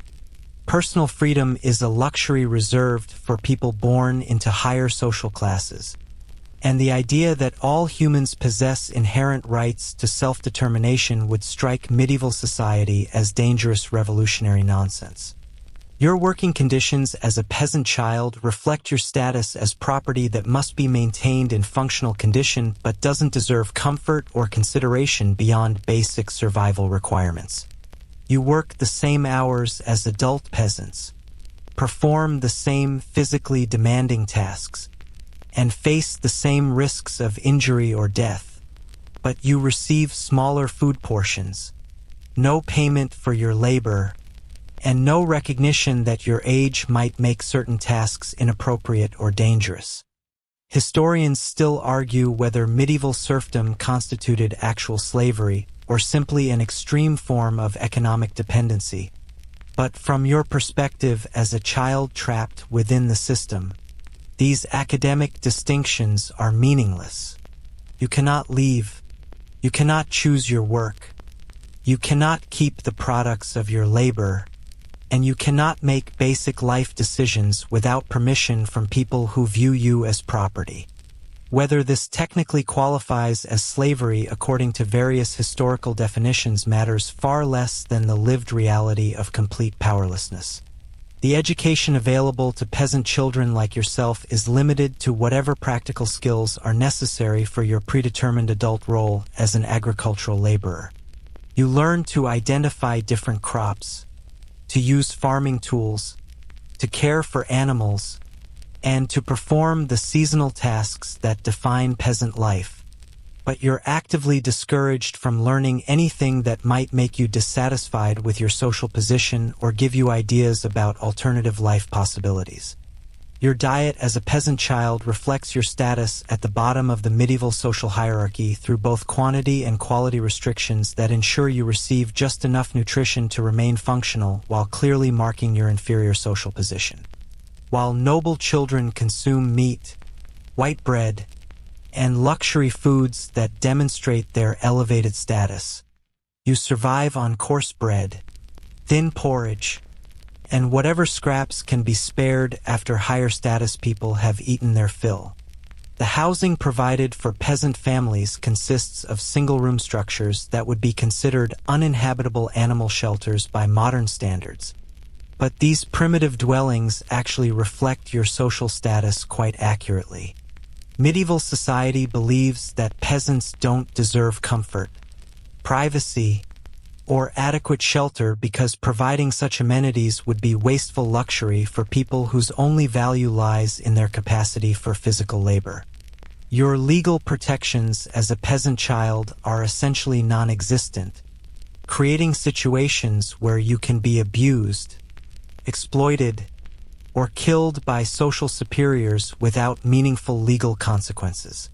Medieval law recognizes the rights of property owners to manage their property as they see fit, and since you are property rather than a person with legal standing, your welfare depends entirely on the whims and character of people who own you. The religious teachings that shape your childhood development emphasize divine approval of social inequality and the spiritual benefits of accepting your lowly status without complaint. You're taught that God deliberately created social hierarchies, that questioning your place in these hierarchies constitutes sinful pride, and that your best hope for happiness lies in performing your assigned social role with perfect obedience and gratitude. Your marriage prospects as a peasant child are determined by economic considerations and property arrangements, rather than personal compatibility or romantic attraction. Your future spouse will be selected by your lord or your parents based on factors like land consolidation, debt resolution, or alliance formation, and your personal preferences will be considered irrelevant to these practical negotiations. The contrast between your peasant childhood and the experiences of noble children creates stark demonstrations of how social class determines every aspect of medieval life. While you learn to plow fields and tend animals, noble children learn to read, write, and manage estates. While you sleep on straw in drafty hovels, noble children enjoy heated chambers with comfortable beds. While you face punishment for the slightest infractions, noble children receive gentle correction and patient instruction. Your opportunities for advancement within medieval society are so limited that they barely qualify as opportunities at all. The few paths to improved social status: military service, religious vocation, or exceptional skill in specialized crafts are available only to tiny percentages of peasant children and typically require abandoning family ties and accepting different forms of servitude rather than achieving genuine freedom. The military service that occasionally provides escape routes for peasant boys involves trading agricultural labor for military labor, often under conditions that are more dangerous and demanding than farm work. Peasant soldiers serve as expendable infantry in conflicts that primarily benefit noble families, and their chances of survival, advancement, or meaningful reward are minimal. Military service represents a change of masters rather than genuine liberation from social constraints. Your potential religious vocation offers another theoretical escape from peasant status. But entering religious life requires family resources that most peasant families cannot provide, educational background that most peasant children lack, and connections to religious institutions that are typically unavailable to the lowest social classes. The few peasant children who enter religious life often find themselves serving as manual laborers within religious communities rather than achieving positions of spiritual authority or intellectual development. The craft specializations that might provide slightly improved social status: blacksmithing, carpentry, textile work require apprenticeship arrangements that peasant families often cannot afford and that typically involve years of unpaid labor under conditions that differ from agricultural serfdom more in details than in fundamental power relationships. Craft workers enjoy marginally better living conditions than agricultural peasants, but they remain subject to guild regulations, noble oversight, and economic dependencies that limit their freedom and autonomy. Your awareness of social inequality during medieval childhood develops through constant exposure to demonstrations of your inferior status that reinforce the legitimacy and permanence of class distinctions. You regularly witness noble children receiving privileges, respect, and opportunities that are explicitly denied to you, creating clear understanding that medieval society operates according to principles of inherited inequality rather than individual merit. The psychological effects of growing up within rigid social hierarchies include both resignation and resentment that shape your adult personality and social relationships. You learn to suppress ambitions that extend beyond your assigned social role, while simultaneously developing deep resentments against systems that deny you opportunities for advancement or self-determination. These competing psychological forces create internal conflicts that persist throughout your entire life. Your economic relationship with the land you work illustrates the fundamental inequalities that define peasant childhood through arrangements that ensure your labor benefits others while providing you with barely sufficient resources for survival. You plant crops that you cannot eat, tend animals that you cannot own, and maintain property that you cannot inherit, creating economic relationships that demonstrate your status as a productive tool rather than a stakeholder in agricultural enterprise.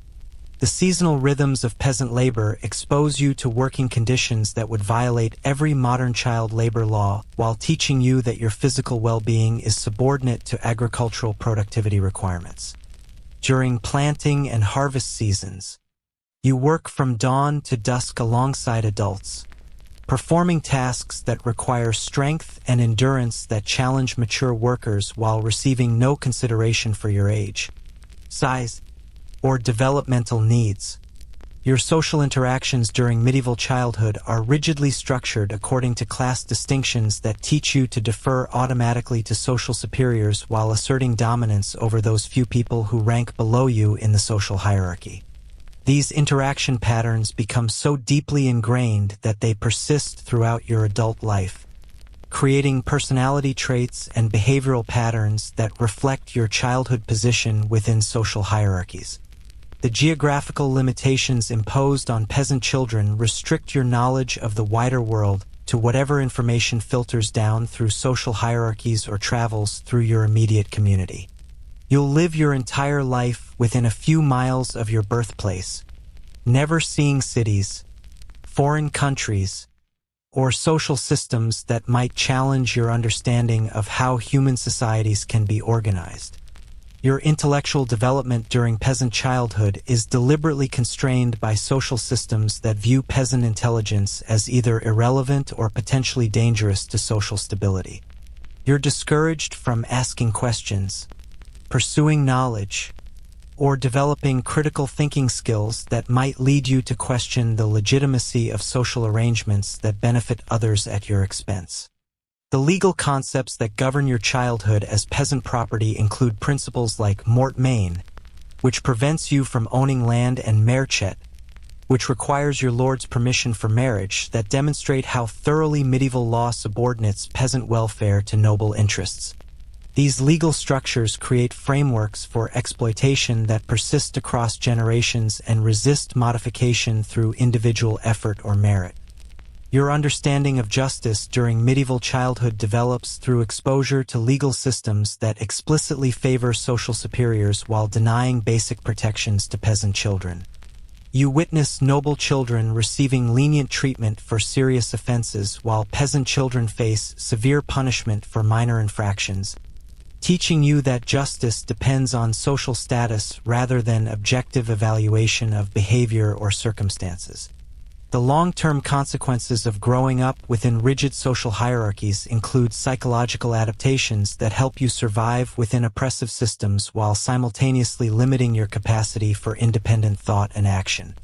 You develop skills for managing powerlessness, techniques for finding meaning within constrained circumstances, and social strategies for navigating relationships with people who possess absolute authority over your life.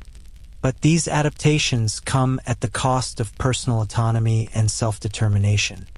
By the time you reach adulthood, your peasant childhood has prepared you perfectly for a lifetime of agricultural labor, social subordination, and economic dependency, while ensuring that you possess neither the skills nor the psychological framework necessary for challenging or escaping the social systems that constrain your opportunities.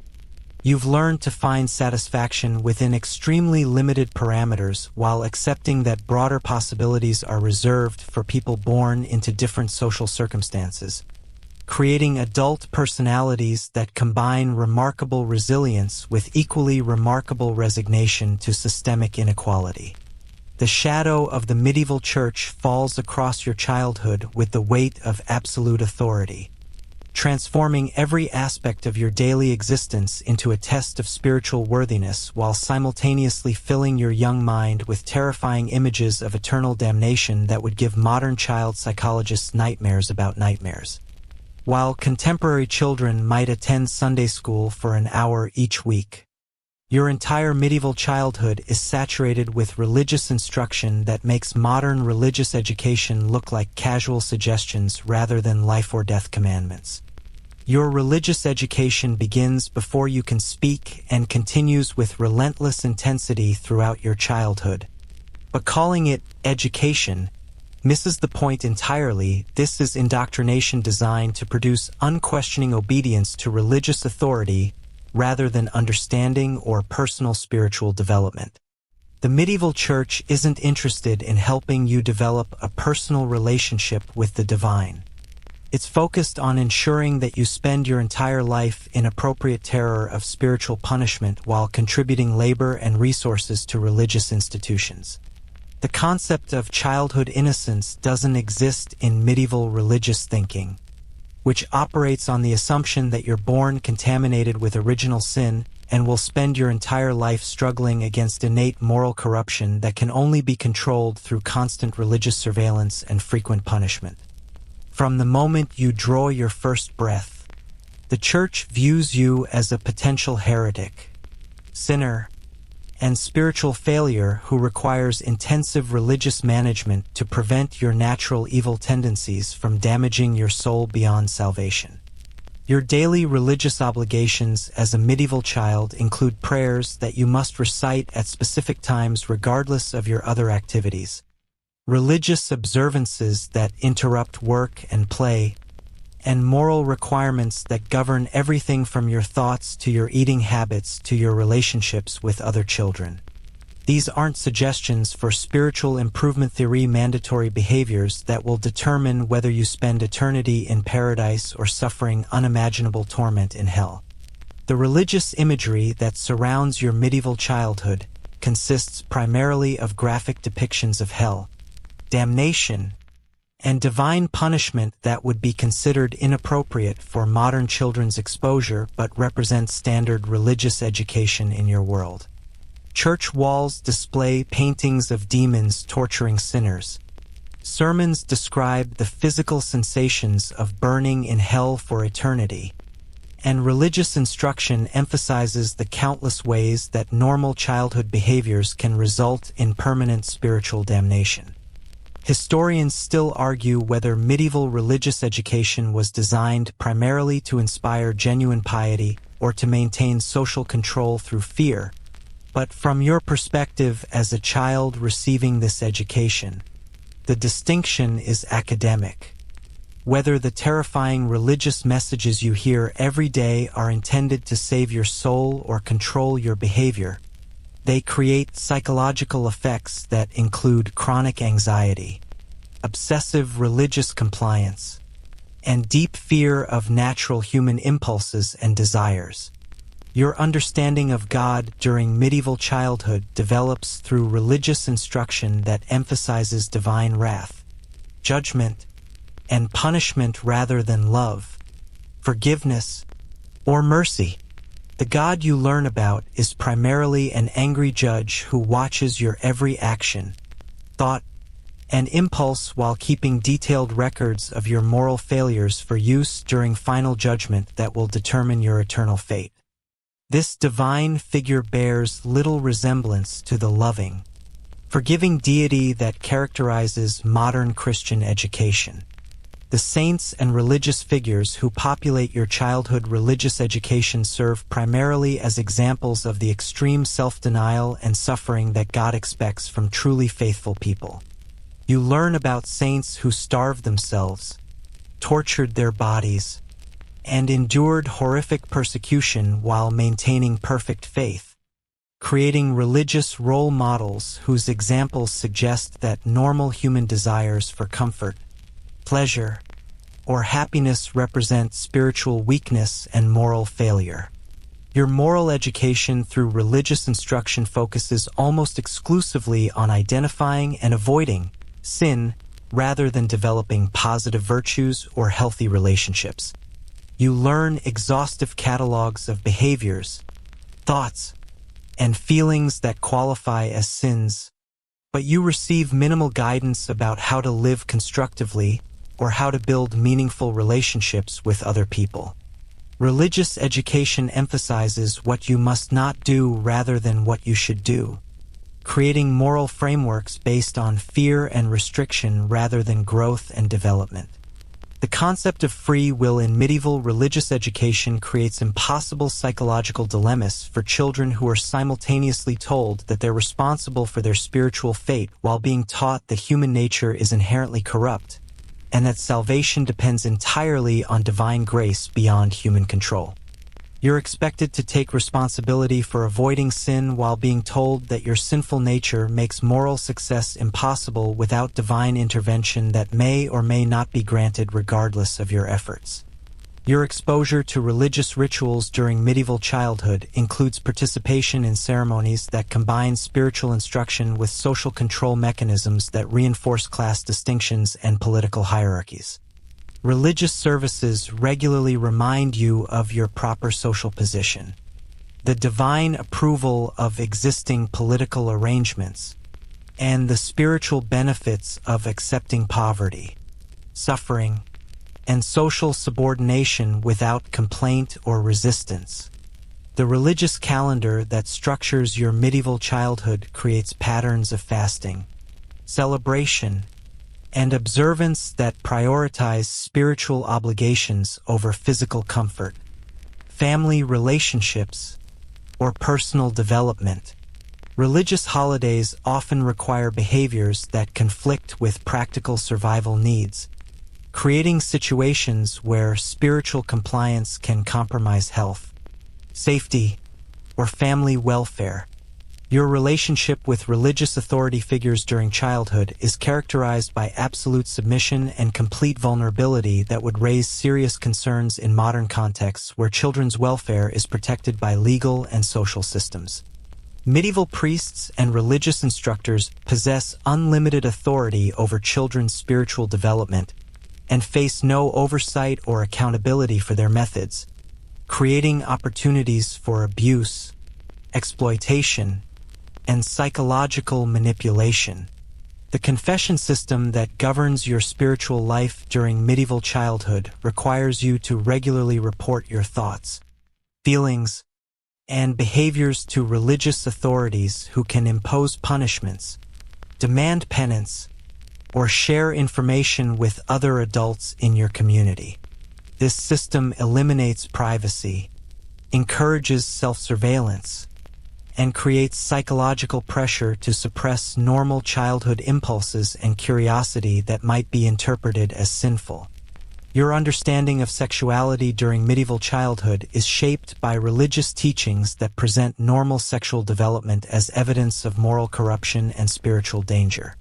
The natural physical and emotional changes of adolescence are interpreted as temptations that threaten your eternal salvation, creating shame, fear, and confusion about basic human biology and development. The religious attitude toward learning and intellectual curiosity during your medieval childhood discourages questions, critical thinking, and independent investigation in favor of memorizing established religious teachings and accepting religious authority without question. Children who ask too many questions or who show interest in ideas that extend beyond approved religious content are viewed as spiritually dangerous and potentially heretical.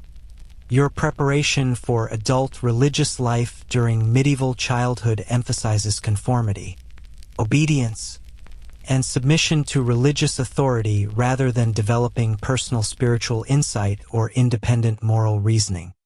The goal isn't to help you become a thoughtful, ethical person. It's to ensure that you spend your adult life contributing to religious institutions while remaining spiritually dependent on clerical guidance and supervision. The economic dimensions of religious education during your medieval childhood include learning to contribute labor, resources, and money to religious institutions regardless of your family's financial situation or your personal needs. Religious obligation isn't limited to spiritual compliance, it extends to economic support that can compromise family welfare and individual survival in service of institutional religious goals. Your exposure to religious art and music during medieval childhood serves primarily didactic purposes designed to reinforce religious messages rather than encourage aesthetic appreciation or creative expression. Religious imagery emphasizes suffering, sacrifice, and divine judgment, while religious music reinforces themes of human unworthiness and the need for spiritual submission to religious authority. The social control mechanisms embedded within religious education during your medieval childhood include systems for monitoring behavior, reporting religious infractions, and enforcing compliance through community pressure and institutional punishment. Religious education creates surveillance networks that extend religious authority into family relationships, peer interactions, and private thoughts, Your understanding of death during medieval childhood is shaped by religious teachings that emphasize the terrifying uncertainty of divine judgment and the possibility that even minor moral failures might result in eternal damnation. These teachings create profound anxiety about mortality while encouraging behaviors that prioritize spiritual safety over physical welfare, personal happiness, or meaningful relationships. The gender-specific aspects of religious education during your medieval childhood reinforce social hierarchies that limit opportunities and expectations based on biological sex rather than individual capabilities or interests. Religious teachings present different moral standards, behavioral expectations, and spiritual roles for boys and girls, creating gender-based restrictions that persist throughout adult life. Your exposure to religious violence during medieval childhood includes learning about the spiritual benefits of physical punishment, the religious justification for warfare against non-believers, and the divine approval of persecution directed against people who hold different religious beliefs. Religious education normalizes violence as an appropriate response to spiritual disagreement and moral failure. The psychological coping mechanisms that you develop in response to intensive religious indoctrination during medieval childhood include strategies for managing chronic guilt, techniques for suppressing natural impulses, and methods for finding meaning within restrictive religious frameworks. These psychological adaptations help you survive within oppressive religious systems while simultaneously limiting your capacity for independent thought and emotional authenticity. Your relationship with religious texts during medieval childhood is mediated entirely through clerical interpretation, since you're unlikely to learn reading skills and religious authorities actively discourage independent biblical study. Religious knowledge comes exclusively through approved channels that emphasize institutional interpretation rather than personal understanding or spiritual exploration. The long-term effects of intensive religious indoctrination during medieval childhood include both positive and negative outcomes that reflect the complex role of religion in providing meaning while restricting freedom. Religious education provides frameworks for understanding suffering, techniques for finding purpose within difficult circumstances, and community connections that offer support and identity. But these benefits come at the cost of intellectual independence, emotional authenticity, and personal autonomy. By the time you reach adulthood, your medieval religious childhood has created personality traits and behavioral patterns that combine deep spiritual anxiety with remarkable resilience in the face of suffering. You've learned to find meaning within extremely restrictive religious frameworks while developing psychological defenses that protect you from overwhelming spiritual terror, creating adult religious experience that provides both comfort and constraint in measures that reflect the intensive religious conditioning of your formative years. Remember that crocodile dung sunscreen we mentioned way back when you were just trying to survive your first birthday?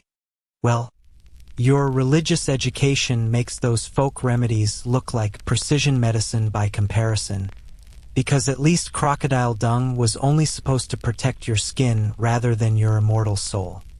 The transition from medieval childhood to adulthood happens with the brutal efficiency of a trap snapping shut, marking the end of whatever protection your small size might have afforded you and the beginning of full adult responsibilities that make your previous childhood labors look like gentle preparation exercises. While modern teenagers gradually assume adult roles through driver's licenses, part-time jobs, and college applications, your medieval coming of age is marked by ceremonies and traditions that officially declare you ready for marriage, military service, or whatever adult role your social position has predetermined for your entire existence. Your childhood officially ends not when you reach emotional maturity or demonstrate readiness for independence, but when your physical development makes you useful for adult tasks that require size, strength, or sexual maturity. For girls, this transition often coincides with menarche, marking the beginning of reproductive capacity that makes you valuable as a marriage partner and potential mother. For boys, the transition typically occurs around age 14 or 15, when you've developed enough physical strength to perform adult manual labor or serve as a soldier in medieval conflicts. The apprenticeship system that governs your transition to adulthood represents one of the few formal educational structures in medieval society. But calling it education misses the exploitative reality of arrangements that provide masters with years of unpaid labor while offering apprentices minimal training and uncertain prospects for eventual independence. Your apprenticeship begins around age 7 to 10 and continues for 7 to 10 years, during which you're essentially property of your master, working long hours under harsh conditions while receiving basic food and shelter but no wages. Your master during apprenticeship possesses absolute authority over your daily life, work assignments, living conditions, and personal behavior in ways that would horrify modern labor rights advocates. You can be beaten for poor work performance, denied food for disobedience, locked up for attempting to leave, and generally treated as valuable property that must be maintained in working condition but doesn't deserve consideration as a human being with rights or preferences. The skills you learn during apprenticeship are transmitted through observation, imitation, and endless repetition rather than systematic instruction designed to promote understanding or innovation. You watch your master perform tasks, attempt to copy his movements exactly, and gradually develop competence through trial and error that often involves painful mistakes and harsh corrections. There's no recognition that different people might learn more effectively through different methods, no accommodation for individual learning styles, and no encouragement of creativity or improvement on traditional techniques. Historians still argue whether medieval apprenticeship systems were primarily educational institutions or labor exploitation schemes, but the lived experience of apprenticeship involves years of hard work under difficult conditions with minimal compensation and uncertain prospects for eventual advancement. Many apprentices never complete their training, either because they die, run away, or are dismissed by masters who decide they're not worth the continued investment in food and shelter. Your living conditions during apprenticeship typically involve sharing cramped quarters with other apprentices in buildings attached to your master's workshop, creating social environments that combine the worst aspects of dormitory life with the harsh realities of manual labor. You sleep on straw mattresses in unheated rooms, eat simple food that provides basic nutrition but little pleasure, and have virtually no personal possessions or privacy. The social relationships that develop during apprenticeship include both cooperation and competition among apprentices who are simultaneously working towards similar goals and competing for their master's approval and the limited opportunities for advancement. You learn to collaborate on complex tasks while also positioning yourself favorably for whatever opportunities might eventually become available. Your emotional development during apprenticeship is shaped by separation from family, subjection to harsh discipline, and constant awareness that your future depends entirely on satisfying a master who views you primarily as an economic investment. These experiences create personality traits that emphasize obedience, endurance, and suppression of individual preferences in favor of institutional requirements. The religious dimensions of apprenticeship include requirements to participate in guild religious observances, contribute to religious charities, and maintain moral behavior that reflects well on your master's reputation and business relationships. Religious compliance becomes another aspect of apprentice performance that affects your prospects for completing training and achieving eventual independence. Your prospects for marriage during the transition to adulthood depend entirely on factors beyond your control: your family's social status, your master's connections, your apparent health and fertility, and economic considerations that treat marriage as a business arrangement rather than a personal relationship. Romantic love is considered irrelevant to marriage decisions, which are made by parents, masters, or feudal lords based on property consolidation, debt resolution, or political alliance formation. The marriage arrangements made for medieval young people often involve significant age differences that reflect economic and social calculations rather than compatibility or mutual attraction. Girls might be married to much older men who can provide economic security, while boys might be married to women from families with property or connections that can advance their career prospects. Your preparation for marriage during late medieval childhood focuses entirely on learning gender-specific tasks and behaviors, rather than developing interpersonal skills or emotional intelligence that might contribute to marital happiness. Girls learn domestic management, childcare, and submission to male authority, while boys learn to manage property, make economic decisions, and exercise authority over wives and children. The legal aspects of coming of age in medieval society involve assuming full responsibility for your actions while gaining very limited rights or freedoms that would be meaningful by modern standards. Adult legal status makes you liable for taxes, military service, and legal penalties, but it doesn't provide you with political participation, freedom of movement, or protection against exploitation by social superiors. Your economic independence during the transition to adulthood is typically limited to whatever opportunities exist within the narrow parameters of your social class and training background. Most medieval young people begin adult life with crushing debt obligations, limited skills, and dependence on social superiors who control access to land, tools, and market opportunities necessary for economic survival.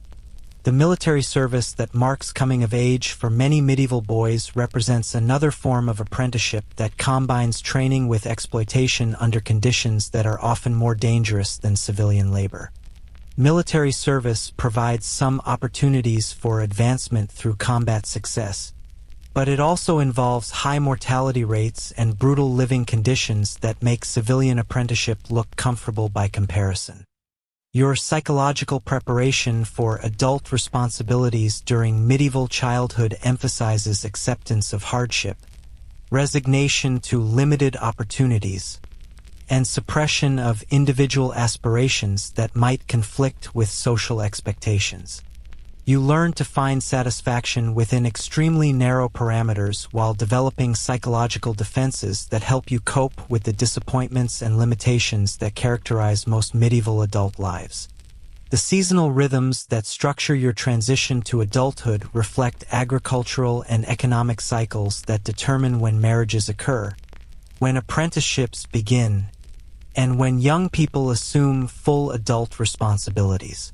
These timing considerations prioritize economic efficiency over individual readiness or personal preference, creating coming-of-age experiences that serve institutional needs rather than individual development. Your social relationships during the transition to adulthood are shaped by hierarchical structures that emphasize obedience to authority and competition with peers rather than mutual support or collaborative problem-solving. You learn to navigate complex social systems where survival depends on maintaining favorable relationships with people who possess power over your life while competing effectively with others who are pursuing similar opportunities. The intellectual challenges of medieval adulthood are limited primarily to mastering whatever technical skills are necessary for your predetermined economic role rather than developing critical thinking, creative problem-solving, or innovative approaches that might improve existing systems. Adult intellectual life focuses on efficient performance of traditional tasks rather than learning, growth, or adaptation to changing circumstances. Your emotional life during the transition to adulthood is constrained by social expectations that discourage individual expression, personal exploration, or relationships based on mutual affection rather than practical advantage. You learn to suppress emotional needs that conflict with social requirements while finding meaning within relationships and activities that serve institutional purposes rather than personal fulfillment. The long-term consequences of medieval coming-of-age experiences include both practical skills and psychological limitations that reflect the harsh realities of historical survival requirements. You develop remarkable resilience, technical competence, and social skills for navigating hierarchical systems, but you also develop emotional restrictions, limited expectations, and behavioral patterns that prioritize institutional requirements over individual welfare. Your adult perspective on childhood, after surviving the medieval coming-of-age process, includes both gratitude for having survived such difficult circumstances and recognition that your childhood experiences have prepared you for a lifetime of hardship, limitation, and subordination to social systems that prioritize institutional stability over individual happiness or development. The memories you carry into medieval adulthood include vivid recollections of hunger, fear, hard work, and constant uncertainty that create psychological frameworks for evaluating risk, managing resources, and making decisions that prioritize survival over comfort or personal satisfaction. These childhood memories serve as both motivation for protecting your own children and acceptance that suffering is a normal part of human experience. And so your medieval childhood draws to its inevitable close, not with graduation ceremonies or celebration parties, but with the quiet recognition that you've somehow managed to survive experiences that claimed most of your peers and that would challenge many modern adults. You've learned to work through pain, to endure hunger, to accept hardship, and to find meaning within circumstances that offer little hope for improvement or change. The statistical reality is that if you've made it this far, you've already accomplished something remarkable by medieval standards. You've beaten odds that would challenge a modern Vegas gambler, survived experiences that would traumatize contemporary children, and developed skills that represent centuries of accumulated human knowledge. Whether this represents success or simply the harsh requirements of historical survival depends entirely on your perspective.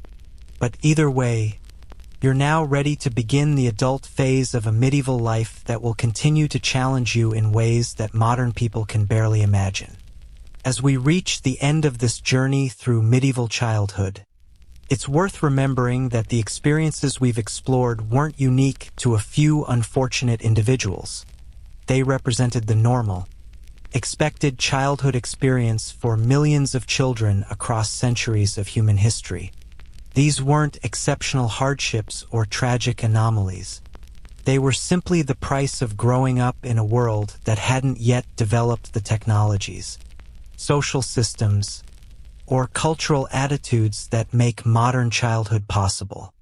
And now, as the medieval world grows quiet around you and the weight of all these centuries begins to settle like dust on ancient stones, you can finally close your eyes and rest. Your childhood is over. Your survival against impossible odds is complete. And somewhere in the distance, the sound of church bells marks the end of another day in a world that demanded everything from its children and offered very little in return.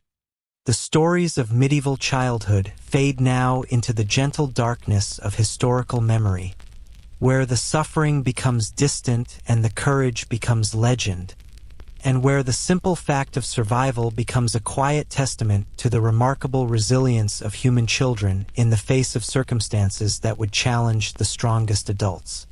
Sleep well, knowing that your modern childhood, for all its complaints and complications, represents a luxury that millions of children throughout history could never have imagined.